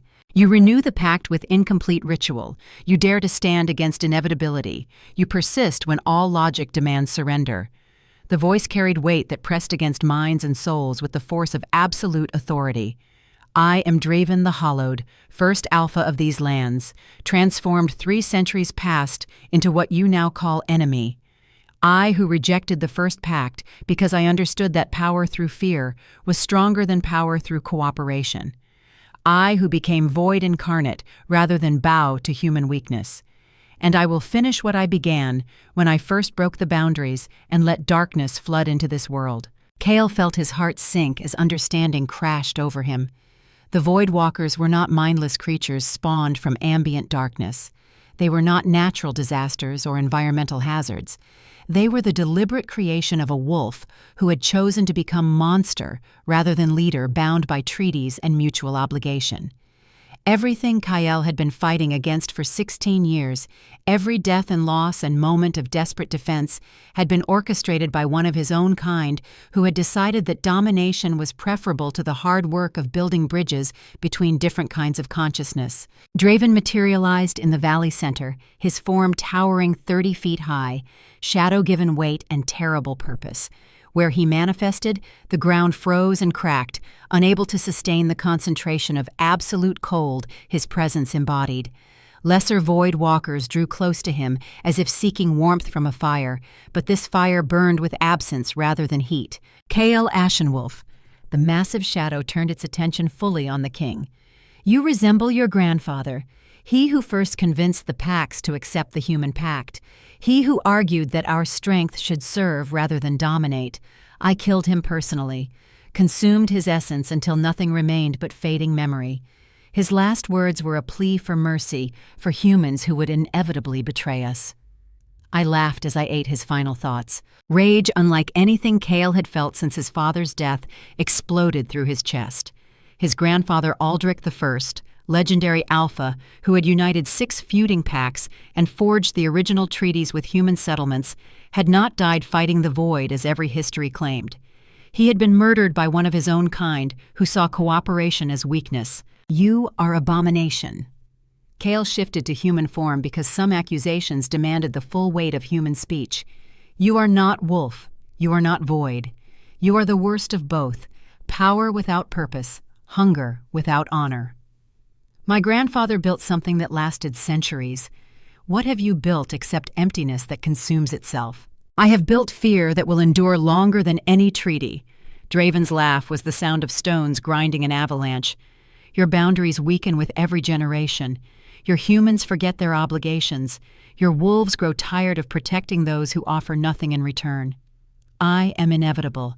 I am the logical conclusion of the Pact's failure, and I am here to finish the work your grandfather interrupted." The massive form moved with speed that should have been impossible for something so large. Shadow claws longer than swords swept toward Kael with the force to shatter stone. He dodged on pure instinct, his wolf reflexes the only thing keeping him alive as the attack obliterated the ground where he had stood. Garrick hit Draven from the side, his full weight and momentum driving into what approximated a knee joint on the towering form. The impact would have crippled any normal opponent. Against Draven, it barely registered. A casual, backhanded strike sent Garrick flying 50 feet to crash against the limestone cliff face with bone-breaking force. Silva and 3 other wolves attacked in coordinated pattern, each targeting a different area to divide attention and maximize damage. Draven simply expanded, his shadow form growing larger and more diffuse until he engulfed all 4 attackers simultaneously. When he contracted back to his normal size, 4 wolves collapsed unconscious to the ground, their eyes vacant and breath shallow as if something essential had been stolen from them in the moment of contact. "This is the difference between us." Draven turned back to Kael with leisurely contempt. "You think in terms of tactics and honor and noble sacrifice. I think in terms of pure consumption. Every wolf I touch strengthens me. Every human consumed adds to my mass. I am exponential growth given form. You are diminishing returns desperately trying to preserve what time has already sentenced to extinction." Elara stepped forward, her chain glowing with the same white light that had driven back lesser voidwalkers. She should have been insignificant against something as massive as Draven, a human woman with improvised weapon facing a creature of legend and nightmare. But when she spoke, her voice carried across the valley with unexpected force. "You talk about inevitability and logic, but you are neither. You are a coward's response to difficult choices. Transformation into monster is easier than the daily work of being leader who serves rather than dominates. My grandmother made that coward's choice when she refused to honor the pact. I understand her failure intimately, but I also understand that running from hard truths does not make them less true. It only makes the consequences worse." Draven's attention focused on her with the weight of mountain pressing down. "You are the bridge bearer, the incomplete bond, the crack in the Alpha's armor. I can feel the fear woven into your connection. Feel the doubt that seeps through every time you question whether you made the right choice. You are weapon turned against itself, and I will enjoy demonstrating exactly how thoroughly you have doomed those you meant to save." "Then demonstrate." Elara planted her feet and raised her chain. "Because words are cheap, and I have been killing your lesser spawn for months. If you are so powerful, so inevitable, prove it by crushing one incomplete human who should be insignificant against your magnificence." It was blatant manipulation, the kind of challenge that appealed to pride and ego over tactical sense. A smarter enemy would have ignored the provocation and focused on the actual threat. But Draven had been alone in darkness for 3 centuries, conversing only with his own hunger and the remnants of minds he consumed. Pride was the only companion that had not abandoned him to isolation, and pride demanded response to direct challenge. He struck at Elara with the full force of his power. Shadow claws extended to their maximum reach. Speed increased beyond what physics should have allowed. It was an attack designed not just to kill, but to obliterate, to reduce the target to component atoms scattered across the valley floor. Elara did not dodge. She stood her ground and swung her chain directly into the path of the oncoming strike. Silver-wrapped links met shadow claws in collision that released energy so intense it drove every wolf within 50 yards to their knees. Light and darkness canceled each other at the point of contact, creating a sphere of absolute nothing that expanded outward for 3 heartbeats before collapsing back into normal reality. When vision cleared, Elara still stood. Her chain was gone, consumed in the exchange. Blood ran from her nose and ears from the pressure differential. But she was alive, and Draven's right claw had been severed at what approximated the wrist, shadow substance boiling away into smoke that dissipated on wind that had not existed before the exchange. The valley went silent, except for the sound of labored breathing and distant thunder that came from no visible storm. Every wolf, every voidwalker, even Draven himself seemed frozen by the impossibility of what had just occurred. A human woman with improvised weapon had wounded a creature that had consumed the legendary First Alpha and grown in power for 3 centuries afterward. Kael understood what Elara had done, even as his tactical mind struggled to process how she had achieved it. The incomplete bond, the crack that Draven had been so certain would serve as gateway for corruption, had instead served as conduit for something else entirely. In that moment of contact between her chain and his claw, Elara had channeled not just her own strength, but the combined power of every wolf connected through the pack bond. She had become literal bridge, not between human and wolf, but between individual and collective power. The cost of that channeling was visible in the way she swayed on her feet, in the blood that continued to flow from ruptured vessels, overwhelmed by energy no human body should have survived containing. But the message had been delivered with perfect clarity to Draven and every voidwalker that served him. The bridge was not weakness. It was potential weapon if wielded by someone with courage to embrace consequences. "You should be dead!" Draven's voice carried genuine confusion for the first time. "That exchange should have consumed you entirely. No human can channel pack magic without being destroyed by it. I am not just human." Elara wiped blood from her face with the back of her hand. "I am Reed bloodline, quarter wolf, even if I cannot shift forms.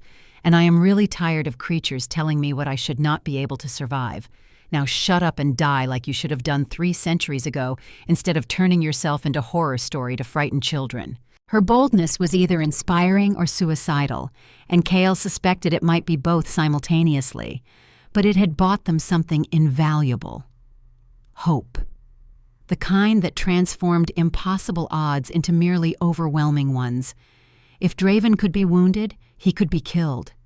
If he could be killed, the voidwalkers that served him might fragment or dissolve. If they dissolved, the boundaries might be restored fully enough to provide breathing room for proper healing. It was chain of logic built on hope rather than evidence, but hope was sometimes all that separated soldiers from corpses. Garrick regained his feet, one eye swollen shut, but the other blazing with renewed determination. Silva rallied the defensive forces, pulling back wolves who were too injured to continue fighting while positioning fresh defenders in strategic locations. The pack moved with the coordination of organism responding to single nervous system, and that nervous system was increasingly centering on Elara rather than Kael alone. She had become something unprecedented, not just bridge between human and wolf, but focal point for power that flowed in both directions. Wolves channeled strength to her, and she reflected it back amplified by the peculiar nature of her mixed bloodline. It was symbiosis neither side had planned, but both recognized as advantage too valuable to waste. Kael reached her side as she swayed dangerously close to collapse. "You need to rest. That expenditure nearly killed you." "Rest after we survive." Her words slurred slightly from exhaustion and pain. "How do we kill him?" "I do not know." Kael admitted the truth because lying to Pack was violation of trust too deep to contemplate. He is older than living memory, stronger than any voidwalker we have encountered, and he has consumed hundreds if not thousands of wolves and humans over 3 centuries. All that accumulated power makes him nearly indestructible. Nearly is not absolutely.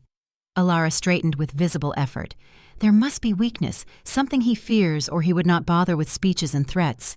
Absolute power does not need to explain itself. She was right. Kael's tactical mind seized on the observation and began building strategy from the foundation it provided. Draven had talked extensively about inevitability and logic and the superiority of his transformation. That suggested something he needed to convince himself of repeatedly, something he doubted despite his protests. He fears redemption. The realization struck Kael with the force of revelation. He spent 3 centuries telling himself that becoming monster was logical choice, that power through fear is superior to power through cooperation.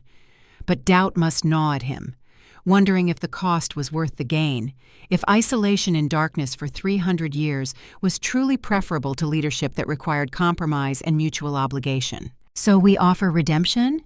Elara's expression suggested she thought Kael had lost his mind. "We faced with apocalyptic monster, and your plan is therapy?"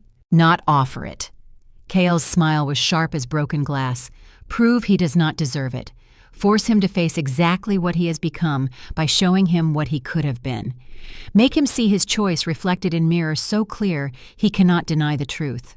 "That is either brilliant or insane." Elara wiped more blood from her face. "How do we build this mirror?" "With you at the center." Kael met her eyes and saw understanding bloom despite her exhaustion.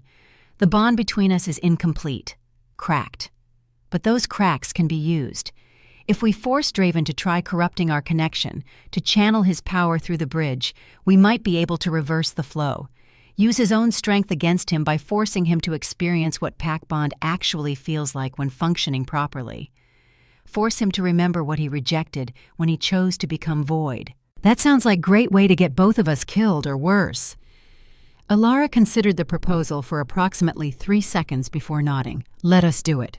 Kael shifted to full alpha command, his voice carrying through the pack bond to every wolf still capable of fighting. Final stand formation. Everyone capable of channeling power through the bond, prepare to feed everything you have into the bridge. We are going to attempt something that has never been done and probably should not work. But if it does, we end this now rather than dying slowly over the next hour." The pack responded without hesitation. Wolves, too injured to fight, took positions where they could channel power without exposing themselves to physical danger. Those still combat-capable formed protective perimeter around Kael and Elara.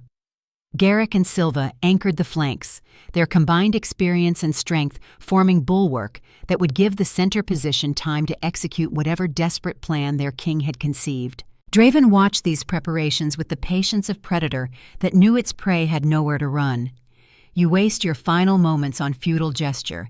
Nothing you attempt will change the mathematics of this encounter. I am stronger. You are weaker. That is all that matters in the calculus of survival. Mathematics is human invention. Kael took position directly in front of Elara, close enough that he could feel her breath on the back of his neck. Wolves understand something deeper. We understand that pack is stronger than individual, that connection is power that multiplies rather than divides. You rejected that truth 3 centuries ago. Let me show you what you lost. He opened the pack bond completely, tearing down every psychological barrier that normally protected an alpha's mind from being overwhelmed by the collective consciousness of his wolves. 73 points of awareness crashed into his consciousness simultaneously, each one a life and history and set of hopes too complex to fully comprehend, but all bound together through choice and loyalty and the kind of trust that had to be earned through consistent action across years and decades. The sensation would have destroyed most minds. Kael had trained for this since childhood, learning to maintain sense of self while accepting the totality of pack experience. It was necessary skill for any alpha who wanted to lead effectively rather than simply dominate through strength. Now he channeled all that collective power backwards through his bond with Elara, using their connection as conduit to offer her the full weight of pack consciousness. She gasped as 73 wolves became part of her awareness. Her human mind had no framework for processing this kind of merged existence, but her Reed bloodline apparently carried some ancestral memory because she did not shatter under the pressure. Instead, she embraced it, accepted it, and somehow managed to remain herself even while containing multitudes. Now! Kael projected the command with every shred of authority he possessed. Everyone channel to the bridge. Everything you have. Power flooded through the bond from every direction simultaneously. 73 wolves pouring their strength into single human woman who should not have been able to contain even a fraction of that energy without being instantly obliterated. Elara screamed from the pain of it, her body literally glowing with internal light as magic she had no training to control threatened to tear her apart from inside. Draven sensed opportunity, sensed the moment of vulnerability where his enemy had deliberately opened themselves to destruction in desperate gamble that probably would not work. He struck with the full totality of his accumulated power, driving shadow claws deep into Elara's chest, intending to consume her essence and through her, the entire pack that had foolishly bound themselves to single target. His claws sank into her flesh. His consciousness rushed into her mind along the path his physical form had created, and in that moment of perfect connection, Kael sprang the trap. He reversed the flow of power through the bond. Instead of wolves feeding into Elara to strengthen her, he used her as anchor point to pull Draven's consciousness into the pack link itself. The Hollowed One's awareness was suddenly connected not to vulnerable human woman, but to 73 wolves who simultaneously pushed back with combined strength of pack unity that had been forged across decades of shared experience and mutual sacrifice. Draven tried to retreat, tried to sever the connection and withdraw to safety of isolation.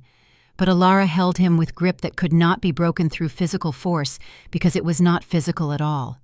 She held him with her will and her stubborn refusal to let go, even when holding meant enduring agony beyond description.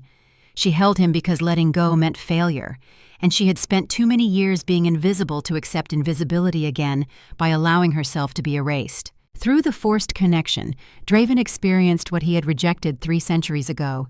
He felt pack bond in its totality, felt what it meant to be simultaneously individual and part of greater whole, felt the weight of 73 wolves trusting their king enough to pour their power into desperate plan, felt the complexity of relationships built across lifetimes and the simple beauty of fighting together rather than alone. And through it all, he felt the choice reflected back at him in perfect clarity. The path he had taken, transforming into monster and spending 300 years alone in darkness, consuming rather than connecting, dominating rather than serving, versus the path he had rejected, remaining wolf and bearing the burden of pack leadership with all its compromises and frustrations and moments of grace that came from building something larger than any individual could achieve alone. No. Draven's mental voice carried agony worse than any physical pain. I chose correctly. Power through fear is superior. Isolation is strength. I do not regret. But the words rang hollow against the weight of actual pack bond experience. He could claim certainty all he wanted, but the truth burned through every protest. He had chosen wrong, had paid for that wrong choice with 3 centuries of loneliness that no amount of accumulated power could fill, had become exactly the kind of monster that would be forgotten as footnote while wolves like Aldrich I were remembered as legends. The realization broke something fundamental in Draven's consciousness, the core of his being, the absolute conviction that his transformation had been logical and necessary, shattered against the evidence of what he might have been if he had possessed the courage to face difficulty rather than fleeing into darkness. Without that core conviction, the power he had accumulated had nothing to hold it together. His massive form began to fragment, pieces of shadow breaking away and dissipating like smoke in strong wind. The Voidwalkers that had served him felt their master's dissolution and fled in every direction, their coordination collapsing into individual panic. Kael felt Draven's consciousness fading, even as the Hollowed One's claws remained embedded in Elara's chest. In those final moments before complete dissolution, the ancient Alpha's mental voice came through one last time, stripped of arrogance and threat, carrying only the weight of regret accumulated across 3 centuries. Tell them, tell the wolves that come after, that power without connection is not power at all. It is only loneliness with teeth. I was wrong, so wrong, and now so tired. Then Draven was gone, dissolved into nothing but fading memory and the lesson his failure provided. His claws remained in Elara's chest for one impossible heartbeat before they too dissipated, leaving wounds that should have been fatal, but somehow had missed every vital organ through either luck or some final gesture of redemption from the monster they had destroyed. Elara collapsed, and Kael caught her, cradling her against his chest as the pack bond settled back into normal parameters. The valley fell silent, except for the sound of labored breathing from dozens of exhausted wolves and the distant cries of voidwalkers fleeing into darkness to escape the dawn that was finally allowed to complete its arrival. The eastern boundary, freed from Draven's will that had been holding it shattered, began to reform, slowly, imperfectly, but reform nonetheless as the natural order of things reasserted itself against the unnatural violation that had persisted for too long. Kael held Elara as healers rushed to assess her wounds, and his tactical mind catalogued the cost of victory. 8 wolves dead, 23 seriously wounded, the Heartland settlement damaged but intact, Thornwick still standing if reports through the bond could be trusted, and one incomplete ritual that had somehow achieved what complete version might not have managed, turning weakness into strength by refusing to accept that cracks must always be pathways for corruption rather than opportunities for innovation. She opened her eyes after healers had stabilized her worst injuries. Did we win? We survived. Kael smoothed blood-matted hair from her face with gentleness that would have surprised anyone who only knew him as Warrior King. That is close enough to winning for now. Your standards are low, but she smiled despite the pain. I suppose surviving impossible odds does count as victory in its own way. Around them, wolves began the grim work of collecting their dead and treating their wounded and shoring up defenses against the possibility of renewed assault. But through the pack bond, Kael could feel something shifting, some change in how they regarded Elara. She was no longer just the Reed bloodline girl who had renewed the pact. She had become something else, someone who had channeled the full power of pack and survived, someone who had held on to a monster's consciousness with her bare will and refused to let go until the job was done. She had become pack in ways that transcended ritual or blood. She had proven herself through action and sacrifice and stubborn determination. And in doing so, she had changed what it meant to be bridge from symbolic position into active role with power and purpose that would reshape how wolves and humans related to each other going forward, if they survived long enough to build that future. But survival seemed slightly more possible now than it had 12 hours ago when Kael had stood on Sentinel Ridge counting the days until extinction. Slightly more possible was improvement worth celebrating when the alternative was certain doom. The sun climbed higher in the sky, and the void walkers that remained scattered into deep shadows to hide from the light. They would return. They always returned. But today the boundaries held, and the pack stood, and one human woman with impossible courage had changed the equations governing their war.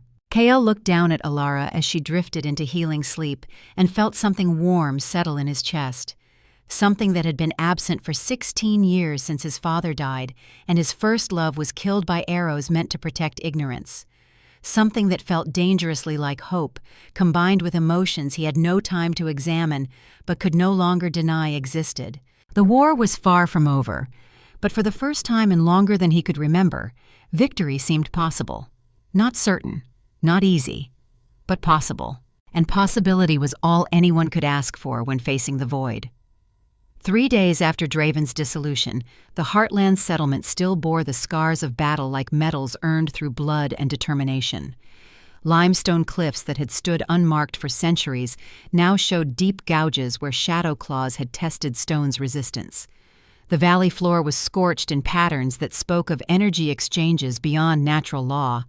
And in the caves that served as the pack's sanctum, 31 occupied healing nests held wolves whose injuries would take weeks or months to fully mend. 8 graves marked the edge of the settlement, stone cairns built with careful reverence by packmates who understood that honoring the dead was how the living maintained connection to why they fought.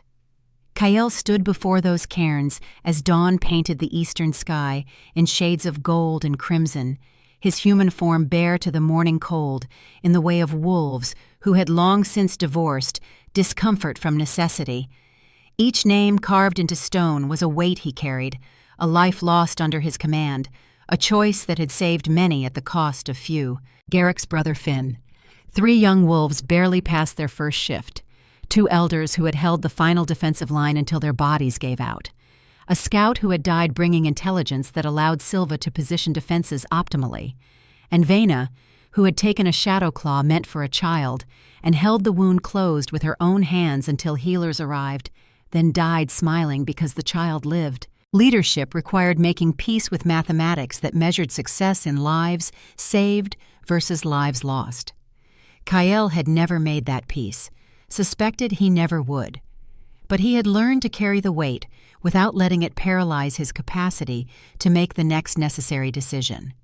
His father had taught him that leadership was not about avoiding casualties, but about ensuring those casualties purchased something worth the price. 8 wolves had bought survival for 73 others, plus several hundred humans. The math favored their sacrifice, but mathematics could not account for the empty spaces around evening fires where specific voices would never again contribute to pack discussions. Could not measure the parents who would raise children alone or the siblings who would grow up missing the person who had understood them best. You honor them well. Elara's voice came from behind him, her footsteps silent despite her human clumsiness compared to Wolf Grace. She had recovered with speed that surprised even the pack healers, her Reed bloodline apparently carrying regenerative capabilities that activated under extreme stress. The wounds in her chest had closed to pink scars within 2 days, and the exhaustion that should have kept her bedbound for a week had faded to manageable fatigue by the 3rd morning. I remember them. Kael did not turn, his eyes fixed on the cairns as if maintaining visual contact could somehow preserve the dead from being forgotten. That is all leadership can offer those who die following orders, memory and the promise that their sacrifice mattered. It did matter. Elara moved to stand beside him, close enough that their shoulders nearly touched. Without them, we all die. With them, we survive to build something better. That is mathematics even grief cannot argue against. Grief is not logical. Kael finally looked at her, seeing the woman who had channeled enough power to hold a monster's consciousness while her body tried to tear itself apart. Seeing also the exhaustion she tried to hide and the pain that still flared when she moved too quickly. You should be resting. I have been resting. Her smile carried the edge of someone whose patience with inactivity had reached its limit. Now I need to move or I will go mad from watching walls. The healers cleared me for light activity. Walking to cairns counts as light. Light activity. Kael's tone suggested he doubted her definition matched medical consensus. You channeled the full power of 73 wolves 3 days ago. Light activity would be breathing without pain. I am breathing without pain. Mostly. Elara touched the scars on her chest through her borrowed shirt, her expression distant. The healers say I should not have survived, that human bodies cannot contain pack magic without being consumed by it. They keep studying me like I am puzzle that breaks their understanding of how power works. Your Reed bloodline is not as diluted as anyone assumed. Kael had spent considerable time over the past 3 days reviewing everything known about the Reed family history. The patterns suggested something more deliberate than random inheritance, as if someone generations ago had carefully bred wolf and human bloodlines together to create exactly the kind of bridge that current circumstances required. Your great-great-grandmother was probably full wolf who took human form permanently to marry into the Reed family. That would explain capabilities you demonstrate. So I am more than quarter wolf? The information seemed to settle something that had been troubling her. That makes sense. I have always felt like I did not quite fit in human skin, like there was something trying to express itself that I had no framework to understand. Can you shift? Kael's had been curious about this since watching her fight with coordination that seemed closer to pack instinct than learned skill. Have you tried taking wolf form? No, but I dream about it, running on 4 legs through forests that smell richer and sound clearer than waking world allows. She met his eyes with expression that mixed hope and fear in equal measure. Do you think I could? Would the pack accept human who became wolf rather than wolf who can become human? The pack already accepts you. Kael gestured back toward the settlement, where wolves moved through morning routines with casual competence. You held Draven's consciousness with your bare will, while 73 wolves channeled power through you. You are bridge in more than name. Whether you shift forms or remain human, you have earned place here through action rather than birth. But could I? The question carried weight beyond casual curiosity. If Reed bloodline is more wolf than anyone knew, if I carry the capability locked inside genetics waiting for the right trigger, could you teach me to access it? Kael considered the question with the seriousness it deserved. Shifting was not simply physical transformation. It required surrendering human rational mind to wolf instinct while maintaining enough self-awareness to return to human form afterward. Most wolves born to it learned the transition as children through parental guidance and pack support. Teaching an adult with only partial bloodline would be unprecedented and potentially dangerous. I could try, but I make no promises. You might have the genetic capability, but lack the instinctual knowledge to complete transition. Or you might shift and find yourself unable to shift back without assistance. There are risks. Everything worth doing carries risks. Elara's smile was sharp with determination. I have faced death multiple times in the past week. Attempting transformation seems like reasonable next challenge. Before Kael could respond to that alarming logic, Garrick appeared at the valley entrance, his wolf form moving with controlled urgency that suggested news requiring immediate attention. He shifted to human as he approached, his expression carrying concern that made Kael's tactical instincts sharpen to full alertness. Riders from Thornwick. 6 of them on horseback, heavily armed. They carry message from Elder Aldrich requesting formal parley. The beta's tone suggested he found the request suspicious. They wait at the boundary line, making no attempt to enter packlands without invitation. How do they appear? Kael was already moving toward the settlement to gather appropriate escort. Hostile? Desperate? Uncertain. Garrick fell into step beside his king. They bear white flag of truce and their weapons are sheathed, but their posture suggests they expect violence despite the diplomatic mission. Whatever Aldrich wants to discuss, it has them nervous enough to anticipate treachery from someone. Probably us.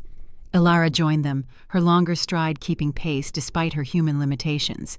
Last time Thornwick sent armed men to deal with wolves, it ended with my mother dead and boundaries beginning to collapse. They have reason to expect we might respond to parley request with violence, but we will not. Kael reached the communal area where wolves gathered for morning meal and council discussions. His presence drew immediate attention from the 40 wolves currently in residence, the others being scattered across patrol routes and guard positions. I will meet them at the boundary with 6 wolves of my choosing. Garrick, Silva, you are with me. Senna, select 3 others who can project strength without appearing immediately hostile. We want them intimidated enough to be honest, but not so frightened they cannot speak clearly. The pack moved with efficient purpose, the kind that came from decades of responding to their alpha's commands with trust that his decisions served pack interest over personal preference. Within minutes, 6 wolves stood ready in human form, their nakedness a deliberate choice that demonstrated confidence and the kind of casualness about vulnerability that made enemies uncertain about proper threat assessment. Elara watched the preparations with expression that suggested she was cataloging every detail for future reference. Do you want me to come? I am bridge between human and wolf. My presence might ease negotiations. No. Kael's refusal was gentle but absolute. Aldrich sees you as traitor to humanity for choosing pack over village. Your presence would inflame rather than calm. This first contact needs to happen between the elder and myself without complications your involvement would introduce. After we establish basic communication protocols, then you can serve as bridge. She accepted the logic without argument, though disappointment flickered in her eyes. Be careful. Aldrich is not just afraid, he is ashamed. That makes him dangerous in ways fear alone would not. I will remember that. Kael touched her shoulder briefly, a gesture of reassurance that surprised him with its intimacy. We have survived worse than dangerous old men. We will survive this as well. The journey to the boundary took 20 minutes through forest that was slowly recovering from the trauma of Draven's assault. Trees that had been corrupted by void exposure showed new growth, green shoots emerging from blackened bark as natural order reasserted itself. The boundary itself was visible now, shimmering faintly in the morning light, the magical protections renewed but still fragile compared to what they had been before. Generations of neglect weakened them.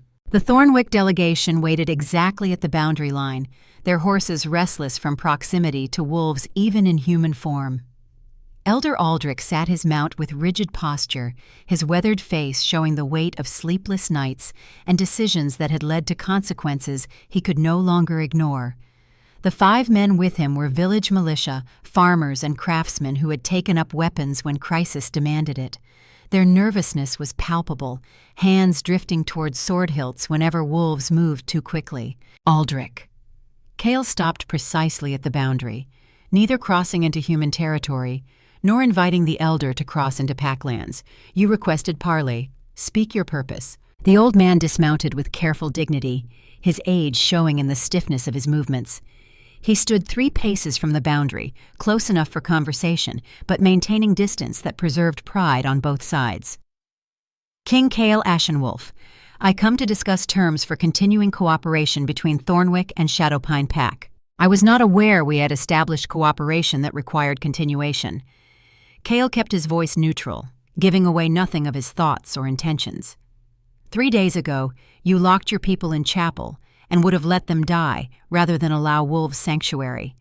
Now you speak of cooperation, as if it were established fact.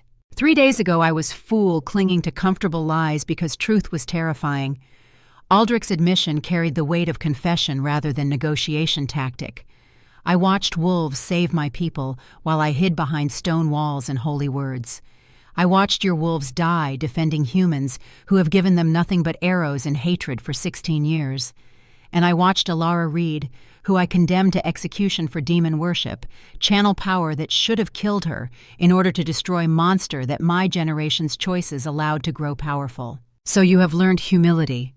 Kael allowed the faintest edge of mockery into his tone. That is commendable, but humility does not rebuild boundaries or restore what your predecessors broke. What specifically do you propose? Aldrich reached into his coat and withdrew a scroll bound with official seals that spoke of formal documentation. This is treaty approved by Thornwick Council with only 2 dissenting votes. It acknowledges the ancient pact between human and wolf. It commits Thornwick to providing material support for boundary maintenance, including silver, herbs, and labor for construction of permanent monitoring stations. It establishes formal trade agreements for mutual benefit. And it offers apology, inadequate though words must be, for 16 years of willful ignorance that cost lives on both sides. He held the scroll out across the boundary line, not crossing but making clear he expected Kael to be the one who chose whether to accept or refuse. It was power play wrapped in diplomatic courtesy, but Kael respected the transparency of it. Aldrich was not pretending to be supplicant. He was negotiating from position of someone who acknowledged need, but refused to abandon all dignity in the acknowledgement. Kael took the scroll and passed it to Garrick for detailed review. Why now? Why not 16 years ago when my father died trying to protect your people? Why not 6 months ago when Elara began killing Voidwalkers, and you could have recognized the threat was real? Because 16 years ago I believed wolves killed my daughter. Aldrich's voice cracked on the word daughter, and sudden understanding crashed through Kael's awareness. The elder was not just leader grappling with abstract political decisions. He was father who had lost his child and blamed the nearest available target for that loss. Isolde Reed was your daughter. Kael's words were statement rather than question. That is why you shot at my father, why you have carried such hatred for so long. You were not just protecting ideology, you were avenging family. I aimed for your father's heart because I believed he had stolen my daughter, that the wolves had corrupted her with their devil magics and turned her against her own people. Aldrich's composure finally crumbled, tears tracking through the wrinkles of his weathered face. I killed her instead. My arrow, my hand, my fault. And rather than face that truth, I blamed wolves for existing close enough to become target for my rage and grief. The revelation hung between them like physical weight. Kael had known Aldrich killed Isolde, had not known she was his daughter, had not understood that the elder's hostility was not political calculation, but paternal grief twisted into hatred through inability to accept personal responsibility. Elara is your granddaughter. The pieces aligned with sickening clarity. That is why you condemned her to execution. Not because she was demon-touched, but because she reminded you of your failure. Because seeing her was seeing Isolde alive and hating you for murder you committed while trying to protect her from imagined threat. Yes. Aldrich's word was barely whisper. I am broken old man who has spent 16 years running from truth that chased me regardless. The wolves were never our enemy. I was my own enemy. And now my granddaughter, who I condemned and abandoned, has saved us all despite every reason to let us burn for our sins." Garrick finished reviewing the treaty and nodded to Kael, indicating the terms were acceptable from tactical perspective. But tactics were not the only consideration here. This was opportunity to reshape relationship between human and wolf that had been broken for too long. It was also chance for Old Man to find some measure of redemption for failures that had cascaded across decades. "I accept your treaty on behalf of Shadowpine Pack." Kael's formal acceptance carried weight of king speaking for his people. "But I have conditions that go beyond what is written here. Elara Reed must be acknowledged publicly as hero of Thornwick rather than criminal or demon worshipper. Her family history must be taught truthfully to next generation so they understand the cost of the protections they take for granted. And you personally must face your people and confess your role in her mother's death. No more comfortable lies, no more hiding behind political necessity." Aldrich flinched as if struck. "Public confession will destroy what remains of my authority. The council will remove me from leadership. I will spend my final years in disgrace. Then you will finally face consequence for your actions rather than letting others pay the price." Kael's voice carried no mercy. "Your authority was built on lies that led to my father's death, to your daughter's death, to 16 years of increasing danger that nearly ended in extinction for both our peoples. If that authority is destroyed by truth, perhaps its foundation was never worth preserving." The old man stood silent for a long moment, his expression cycling through anger, grief, shame, and finally something that resembled acceptance. "You are right, and you are crueler than I expected, which means you are wiser than I feared. Very well, I will confess. But I ask one thing in return beyond the formal treaty terms." Kael waited, his tactical mind already calculating what request might come and how to turn it to advantage. "Let me speak to my granddaughter before the confession. Let me apologize to her directly for failures that shaped her entire life. I do not ask for forgiveness. I have no right to that. But I would have her hear from my own voice that I am sorry, and that her mother would be proud of the woman she has become despite my efforts to break her." The request was reasonable and served multiple purposes. It would give Elara closure she probably did not know she needed. It would demonstrate to Pack that Kael valued human emotional complexity enough to accommodate it. And it would ensure Aldrich faced at least one person who had direct right to condemn him before he faced the abstract judgment of village politics. "I will ask her." Kael emphasized the voluntary nature of the meeting. "If she agrees, I will escort you to the Heartlands for private conversation under guard. If she refuses, you will honor that choice without complaint or repeated requests. She owes you nothing. Whatever she chooses to give is grace, not obligation. Understood?" Aldrich remounted his horse with visible effort, the confrontation having aged him visibly. "I will await her decision at our camp 1 mile south of here. We will remain there for 2 days before returning to Thornwick. Whatever happens, the treaty stands. My personal failures do not invalidate my village's need for your protection." The delegation withdrew with more order than they had arrived with, the militia members visibly relieved that negotiations had not escalated into violence. Kael watched them disappear into forest before turning to his wolves.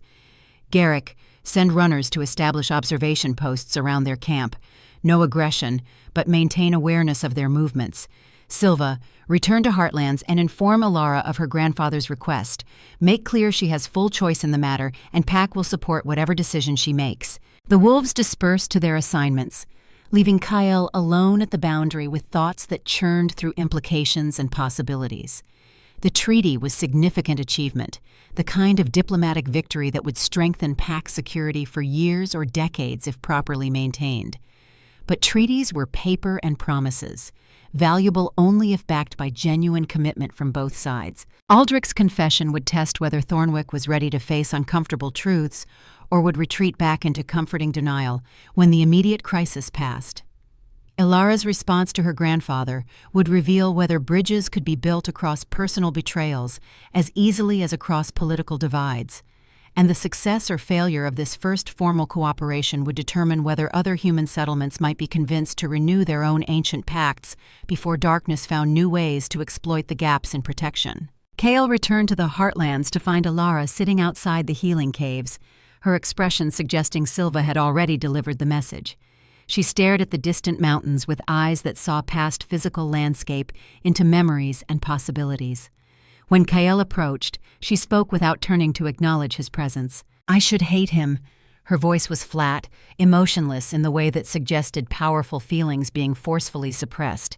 "He killed my mother, tried to kill me, spent my entire life making me feel invisible and unwanted.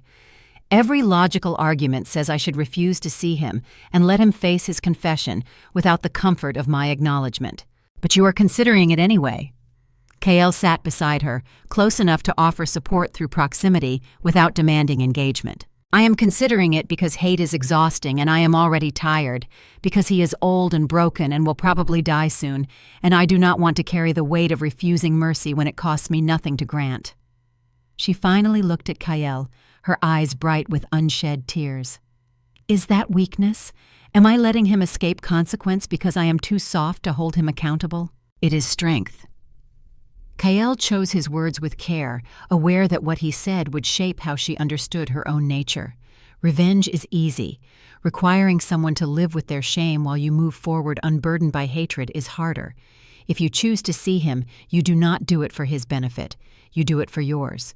So you can close that chapter of your life knowing you offered grace when you could have offered judgment. "I want to hate him."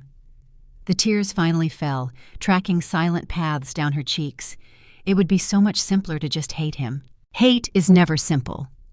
Kael reached out and took her hand, the gesture more intimate than he had allowed himself before, but feeling necessary in the moment. It consumes the hater as much as the hated. "I have spent 16 years hating your grandfather for my father's death. That hate has cost me sleep and peace, and probably years of my life spent in tension and rage. If you have chance to avoid carrying that burden, take it." She squeezed his hand, the pressure speaking volumes about trust and connection that had developed between them through shared crisis. "Very well, I will see him. But you stay with me. I want witness to whatever he says. Someone who will remember accurately if he tries to rewrite history later. I will be there." Kael helped her to her feet, noting that she moved with greater ease than she had that morning. Her healing continued to progress at rate that suggested her wolf bloodline was asserting itself more strongly as she spent time in packlands.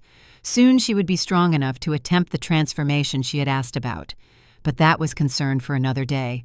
They walked together to where Garrick had established neutral ground for the meeting, a clearing equidistant between packlands and the boundary where Thornwick's delegation camped. Aldrich arrived precisely at the appointed time, alone as instructed, his posture carrying the weight of condemned man approaching execution. The old man stopped 10 paces away, his eyes fixed on Elara with expression that mixed hope and despair in equal measure. "You came. I did not think you would." "I did not. I almost did not." Elara's voice was steady despite the emotion Kael could feel through their bond.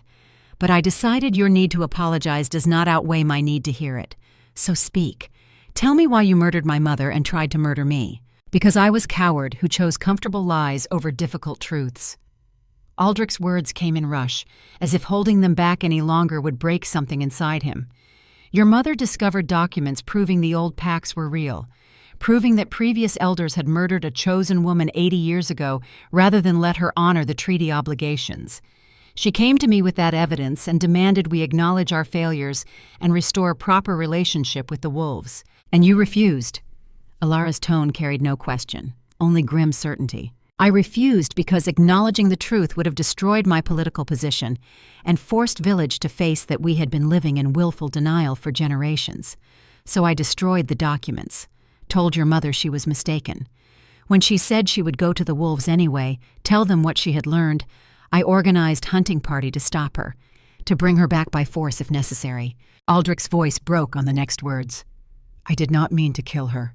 I aimed for the alpha who stood between us and her. But she moved, stepped into the arrow's path to protect the wolf from human violence, and I have relived that moment every day for 16 years, watching my daughter die to preserve exactly the kind of cooperation between human and wolf that I was trying to prevent. So you blamed the wolves? Elara's laugh was bitter. Rather than accept you killed your own daughter through ignorance and cowardice, you convinced yourself they had corrupted her, made them the villains of a story where you were the victim. Yes. The confession seemed to physically diminish the old man.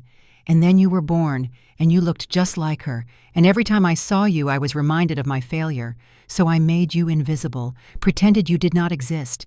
And when you began hunting the very threats I claimed did not exist, when you started proving that everything I had spent 16 years denying was true, I condemned you to execution because it was easier than facing that my daughter had been right and I had been murderously wrong. Elara stood silent, her expression cycling through emotions too complex for Kael to fully track. Finally she spoke, her words carrying the careful control of someone who had thought deeply about what she needed to say. You stole my mother from me. You stole my childhood by making me invisible.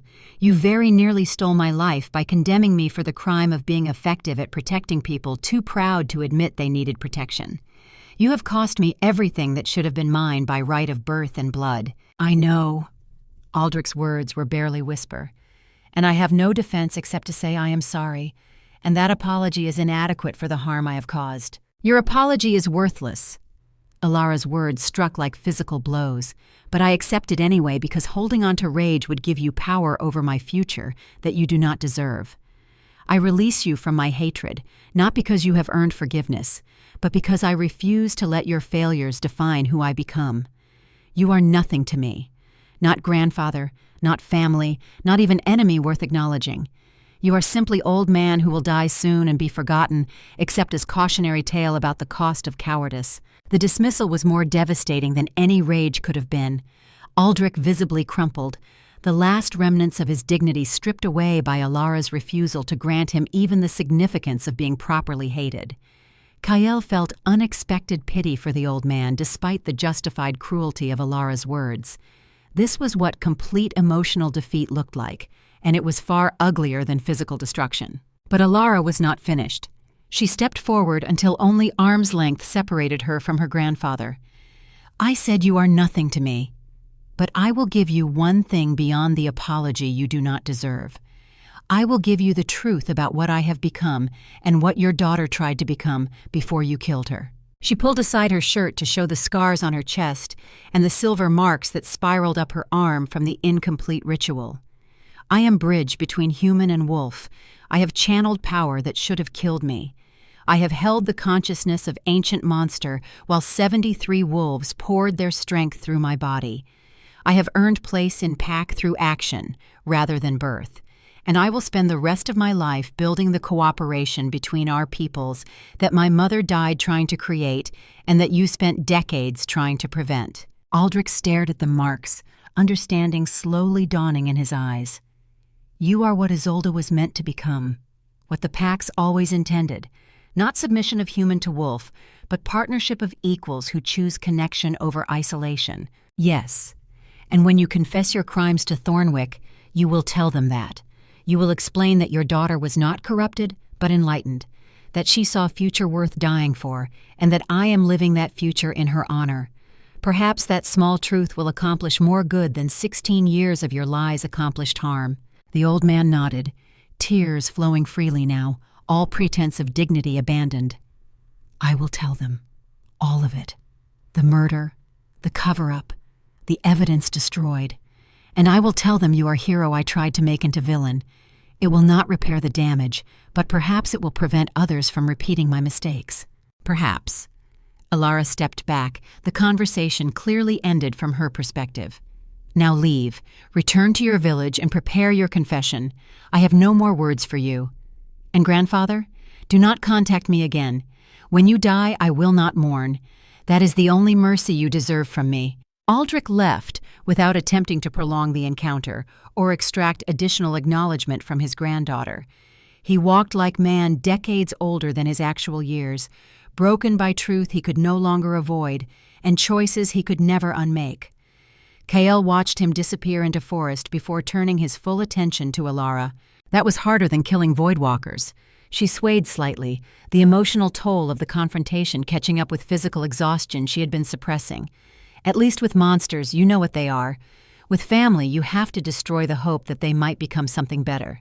Kael caught her before she collapsed, pulling her against his chest in an embrace that had nothing to do with tactics or strategy and everything to do with the bond they had forged through shared trauma. You did what needed doing. That is all anyone can ask. She held on to him longer than strictly necessary, her human warmth seeping into his wolf heat until they achieved equilibrium. When she finally pulled back, her expression had shifted from grief to determination. Teach me to shift. Now. Today. I want to learn before we return to Thornwick. I want to walk into that village as wolf and human both. Let them see exactly what their denial created. That is terrible diplomatic strategy. Kael felt himself smiling despite the warning. Appearing as wolf will terrify them and undermine the tentative trust we are building. Good. Elara's grin was sharp with anticipation. Let them be terrified. Let them understand viscerally that the boundaries between human and wolf are not as fixed as they assumed. That their bridge can choose which form to wear and when to wear it. Fear is honest. Fear means they are finally seeing truth. The logic was sound, even if the execution would be deliberately provocative. Kael considered the request from every angle before nodding slowly. Very well. Tonight, under the moon, with the pack gathered to channel strength if you need it, and to celebrate when you succeed. When I succeed, not if. Elara's confidence was absolute. I have held monsters' consciousness and survived channeling 73 wolves' worth of power. Shifting forms is smaller magic by comparison. It is different magic, Kael warned. More personal, more dependent on surrendering control while maintaining self. But if anyone has earned the right to attempt it, you have. The day passed in preparation. Senna taught Elara meditation techniques that helped young wolves find balance between human consciousness and animal instinct. Garrick demonstrated the physical sensation of shift, the way bones realigned and muscles reformed, and perception expanded beyond human limitations. Silva shared the history of pack transformation traditions, the cultural context that made shifting more than physical change. And Kael worked with Elara on the pack bond, teaching her to feel the connections more clearly and to draw strength from collective consciousness without being overwhelmed by the sheer volume of other awareness. It was intensive training compressed into hours that should have required months, but Elara approached it with focused determination that made impossible seem merely difficult. As the sun set and the full moon rose over the eastern mountains, 73 wolves gathered in the valley heart. They formed circle around cleared space where Elara would attempt her transformation, their presence both support and witness to moment that would enter pack legend regardless of outcome. Kael stood with her at the circle's center, his hand on her shoulder in gesture of connection and reassurance. You do not have to do this tonight. We can wait until you have trained longer. No. Elara's voice carried absolute certainty. I have waited my entire life to understand why I felt incomplete. Tonight I become whole or I die trying. Either outcome is better than remaining fractured. Then become whole. Kael stepped back, giving her space while remaining close enough to intervene if transformation went wrong. The pack will channel strength to you. Draw on it freely. Elara closed her eyes and began the breathing pattern Senna had taught. Each inhalation drawing pack consciousness closer, and each exhalation releasing human anxiety about losing control. The bond between her and the pack brightened as wolves poured encouragement and strength through the connection, their collective will supporting her through the threshold of transformation. The shift began slowly. Her bones cracked and reformed with sounds that made several young wolves flinch in sympathy. Her muscles restructured, human configuration giving way to quadruped efficiency. Her senses exploded outward as scent and sound became primary inputs instead of secondary ones. And through it all, she maintained consciousness, awareness of self persisting even as her body took entirely different shape. 5 minutes felt like eternity.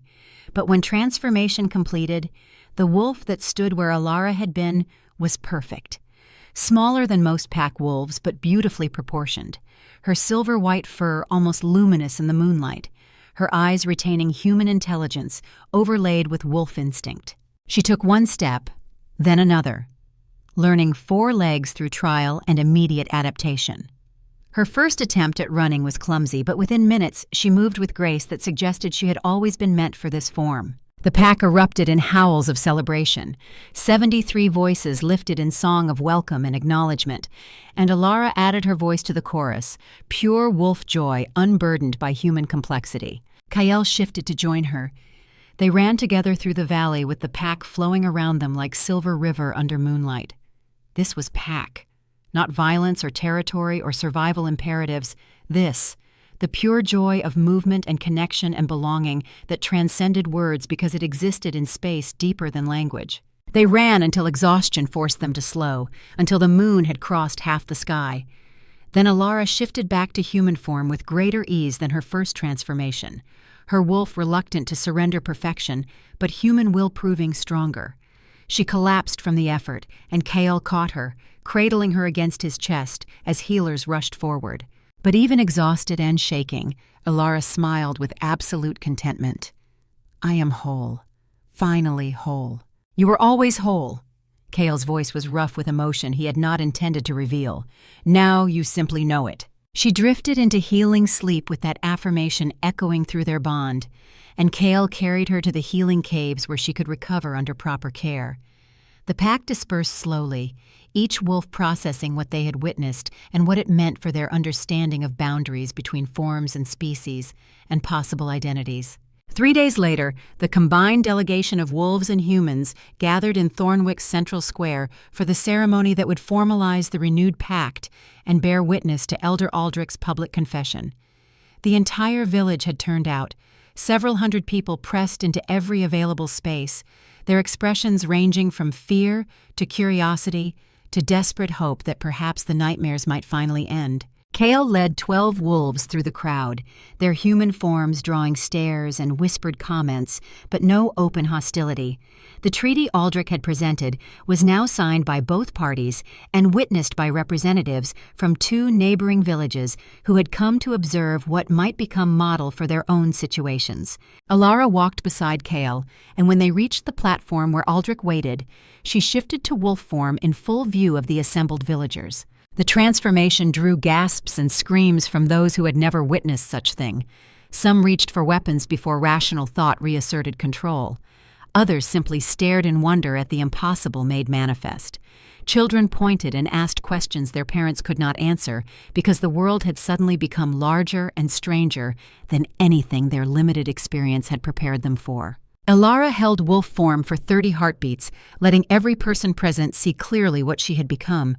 Then she shifted back to human, accepting the cloak someone hastily provided, and climbed the platform steps to stand beside her grandfather. Aldrich looked at her with expression that mixed pride and sorrow and acceptance of consequences he could no longer avoid. Then he turned to face his people and began the confession that would end his authority and perhaps, in its brutal honesty, begin the healing that both communities desperately needed. I murdered my daughter Isolde Reed 16 years ago. The words fell like stones into the shocked silence, not intentionally, but through action born of willful ignorance and cowardice. She discovered truth about the ancient pacts. I destroyed that truth to preserve my power. When she tried to honor what I had denied, I shot the arrow that killed her. The confession continued for 10 minutes that felt like eternity. Aldrich left nothing out. The evidence destroyed, the lies told, the granddaughter condemned for proving those lies false. By the end, some villagers wept. Others stood in stunned silence. A few began to call for his removal from office before he held up his hand for final words. I stepped down from leadership effective immediately. My crimes have earned me no right to guide this community. But before I go, I tell you this. Elara Reed is hero. She has killed more darkness than any warrior we can claim. She has earned honor beyond what any of us have achieved. And she represents the future, if we are brave enough to embrace it. A future where human and wolf work together rather than apart, where bridges are built through choice rather than destroyed through fear. He turned to Elara, his final words directed at the granddaughter he had failed so completely. Your mother was right, about everything, and you have become what she died trying to create. I am sorry I was not brave enough to help you sooner. That is my legacy. Failure. but perhaps from that failure, others can learn to choose differently. Aldrich descended from the platform and walked through the crowd that parted before him like water. He would leave Thornwick before nightfall, self-imposed exile to one of the coastal settlements where he would live out his remaining years among strangers who knew nothing of his crimes. It was punishment he had chosen for himself, and in choosing it, he had at least found some measure of the courage that had eluded him for 16 years. The Thornwick Council formally accepted the treaty with unanimous vote, the two previous dissenters having apparently reconsidered their positions in light of recent revelations. Trade agreements were established. Boundary monitoring schedules were set.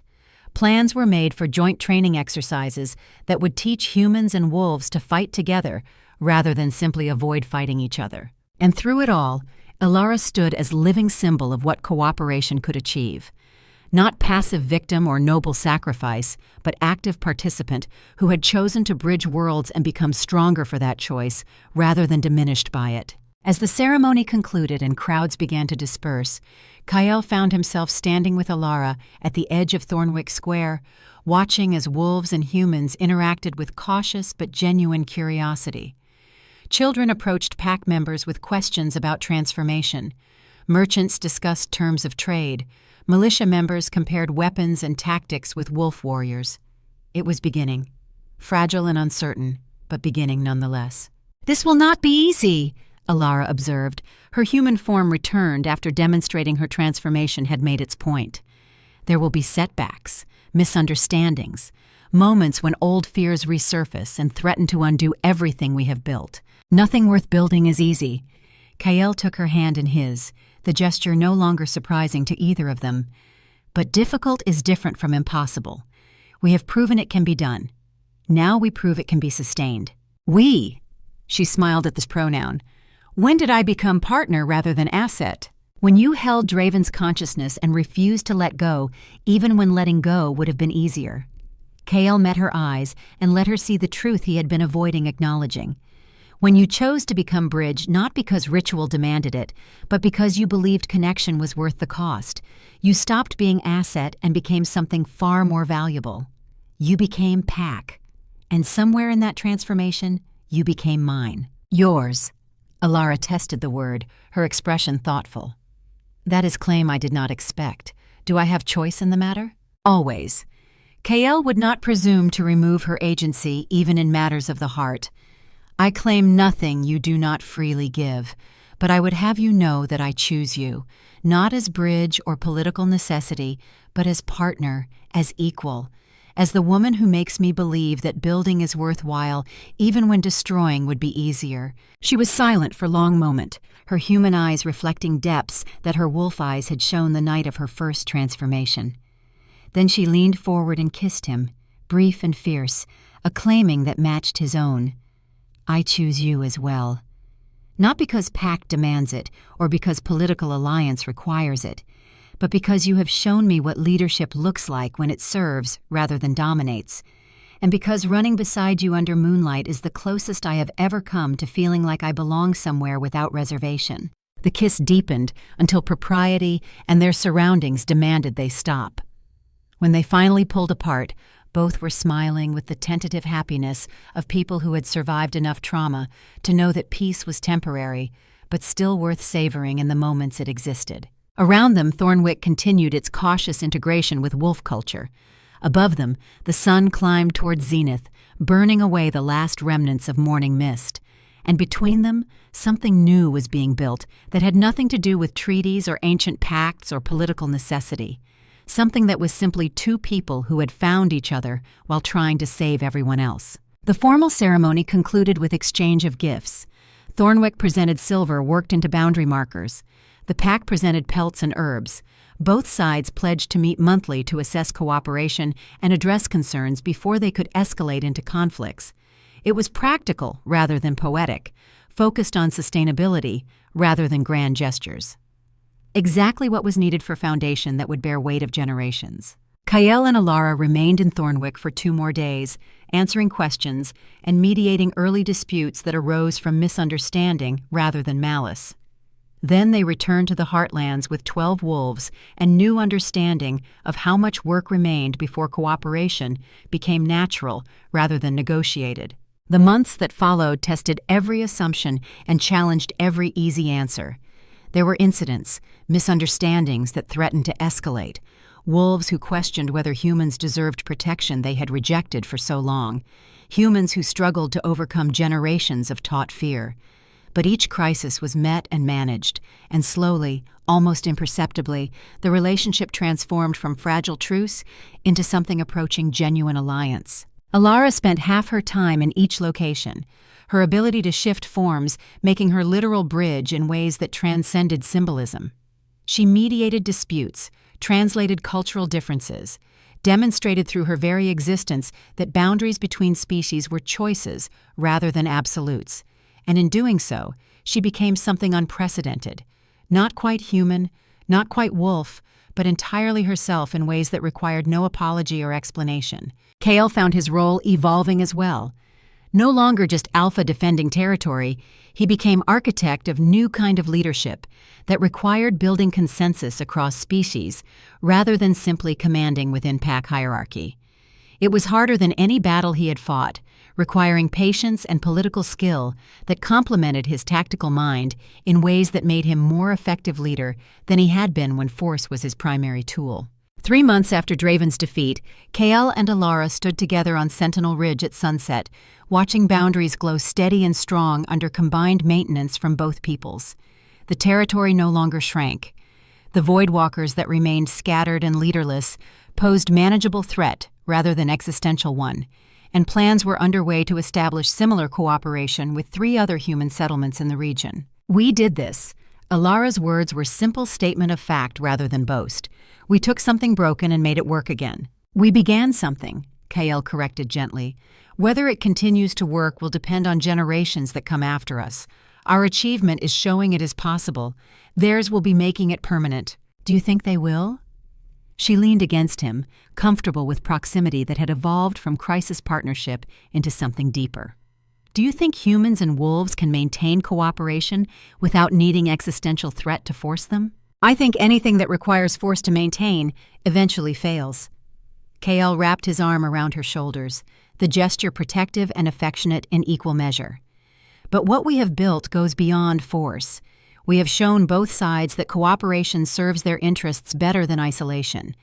That is foundation strong enough to survive without us if we lay groundwork properly." She turned to face him fully, her expression serious despite the softness in her eyes. "What happens to us when the crisis is over? When boundaries are stable and treaties are routine and no one needs bridge between worlds anymore? Then we choose what happens next." Kael had thought about this question himself, late at night when sleep eluded him and future stretched uncertain before his tactical mind. The bond between us was forged in crisis, but it does not depend on crisis to survive. We can be partners in peace as effectively as we were in war, perhaps more effectively, since peace allows time for things that war makes impossible. "What things?" Her smile suggested she knew exactly what things, but wanted him to say it. "Building a life that is more than responding to emergencies. Learning who we are when we are not constantly fighting for survival. Discovering if what we feel for each other deepens or fades when the intensity of shared danger recedes." Kael pulled her closer, his voice dropping to rough intimacy. "I would like chance to find out, if you would." "I would like that also." Elara rose on her toes to kiss him again, slower this time, with the leisure of people who knew they had time to explore what was building between them. "I have spent 20 years feeling incomplete, then 1 week feeling like I might die at any moment. I think I am ready for ordinary life, where the biggest challenge is deciding what to have for breakfast, rather than whether I will survive until lunch." "Ordinary life with you will never be ordinary." Kael laughed against her mouth. "You are a woman who transforms into wolf and channels pack magic and casually terrifies entire villages. Ordinary is not your destiny." "Then extraordinary ordinary," she conceded. "The kind where we build something lasting rather than just surviving something temporary." They stood together as darkness fell, and stars emerged in sky finally clear of unnatural shadow. Behind them, the Heartland settlement showed warm lights as wolves gathered for evening meal and social bonding that was heart of pack culture. Ahead, Thornwick's lights glowed steady as humans went about their lives with new security that came from knowing protections were real and would be maintained. And between those two worlds stood Bridge, who had earned her place through action rather than birth, who had chosen connection over isolation, who had transformed what should have been burden into power that served both communities. 8 wolves were dead, their names carved in stone, their sacrifice remembered. But 73 lived, and hundreds of humans survived who would have died without cooperation that Elara had literally embodied. It was not perfect resolution. Problems remained. Other territories struggled with collapsed boundaries and void creatures that had not dispersed when Draven died. But it was good beginning, the kind that honored those who had died by ensuring their deaths purchased lasting change rather than temporary survival. The kind that might, with continued effort and commitment, transform into peace built on truth rather than denial. Kael looked at the woman beside him and felt something settle in his chest that had been restless for 16 years. Since his father's death and his first love's murder, he had carried weight of responsibility that allowed no room for personal happiness. Had told himself that leadership meant sacrifice of everything that made life worth living beyond simple survival. But Elara had shown him different truth. That leadership could include partnership, that sacrifice did not require martyrdom. That strength came from connection rather than isolation. She had saved more than just his pack or her village. She had saved him from becoming the kind of leader who commanded through fear rather than inspired through example. And in return, he would spend however many years they had showing her what it meant to be valued rather than merely tolerated, to be chosen rather than simply necessary, to be loved for who she was rather than what she could provide. The moon rose higher, full and bright, painting the world in silver light that made the boundaries between realms visible even to human eyes.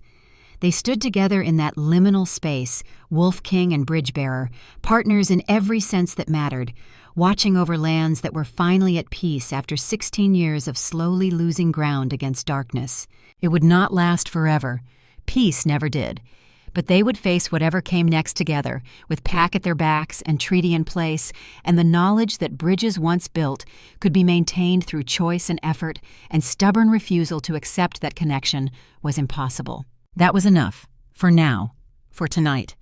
And tomorrow would bring new challenges that would require new solutions. But that was tomorrow's concern. Tonight was for standing together under stars that had witnessed the first pact centuries ago and now witnessed its renewal. For feeling the boundaries hold firm under combined strength, for knowing that what they had built through blood and choice and desperate courage was foundation that would support generations to come. The end of one story, the beginning of countless others, and through all of them, a bridge who had chosen to belong to both worlds rather than being forced to choose between them. That choice, more than any battle won or treaty signed, was the legacy that would endure. Because Elara Reed, last of her bloodline and first of new tradition, had decided that bridges were built through strength rather than broken through fear. And when Bridgebearer made decision with that kind of absolute commitment, reality itself had no choice but to honor her will.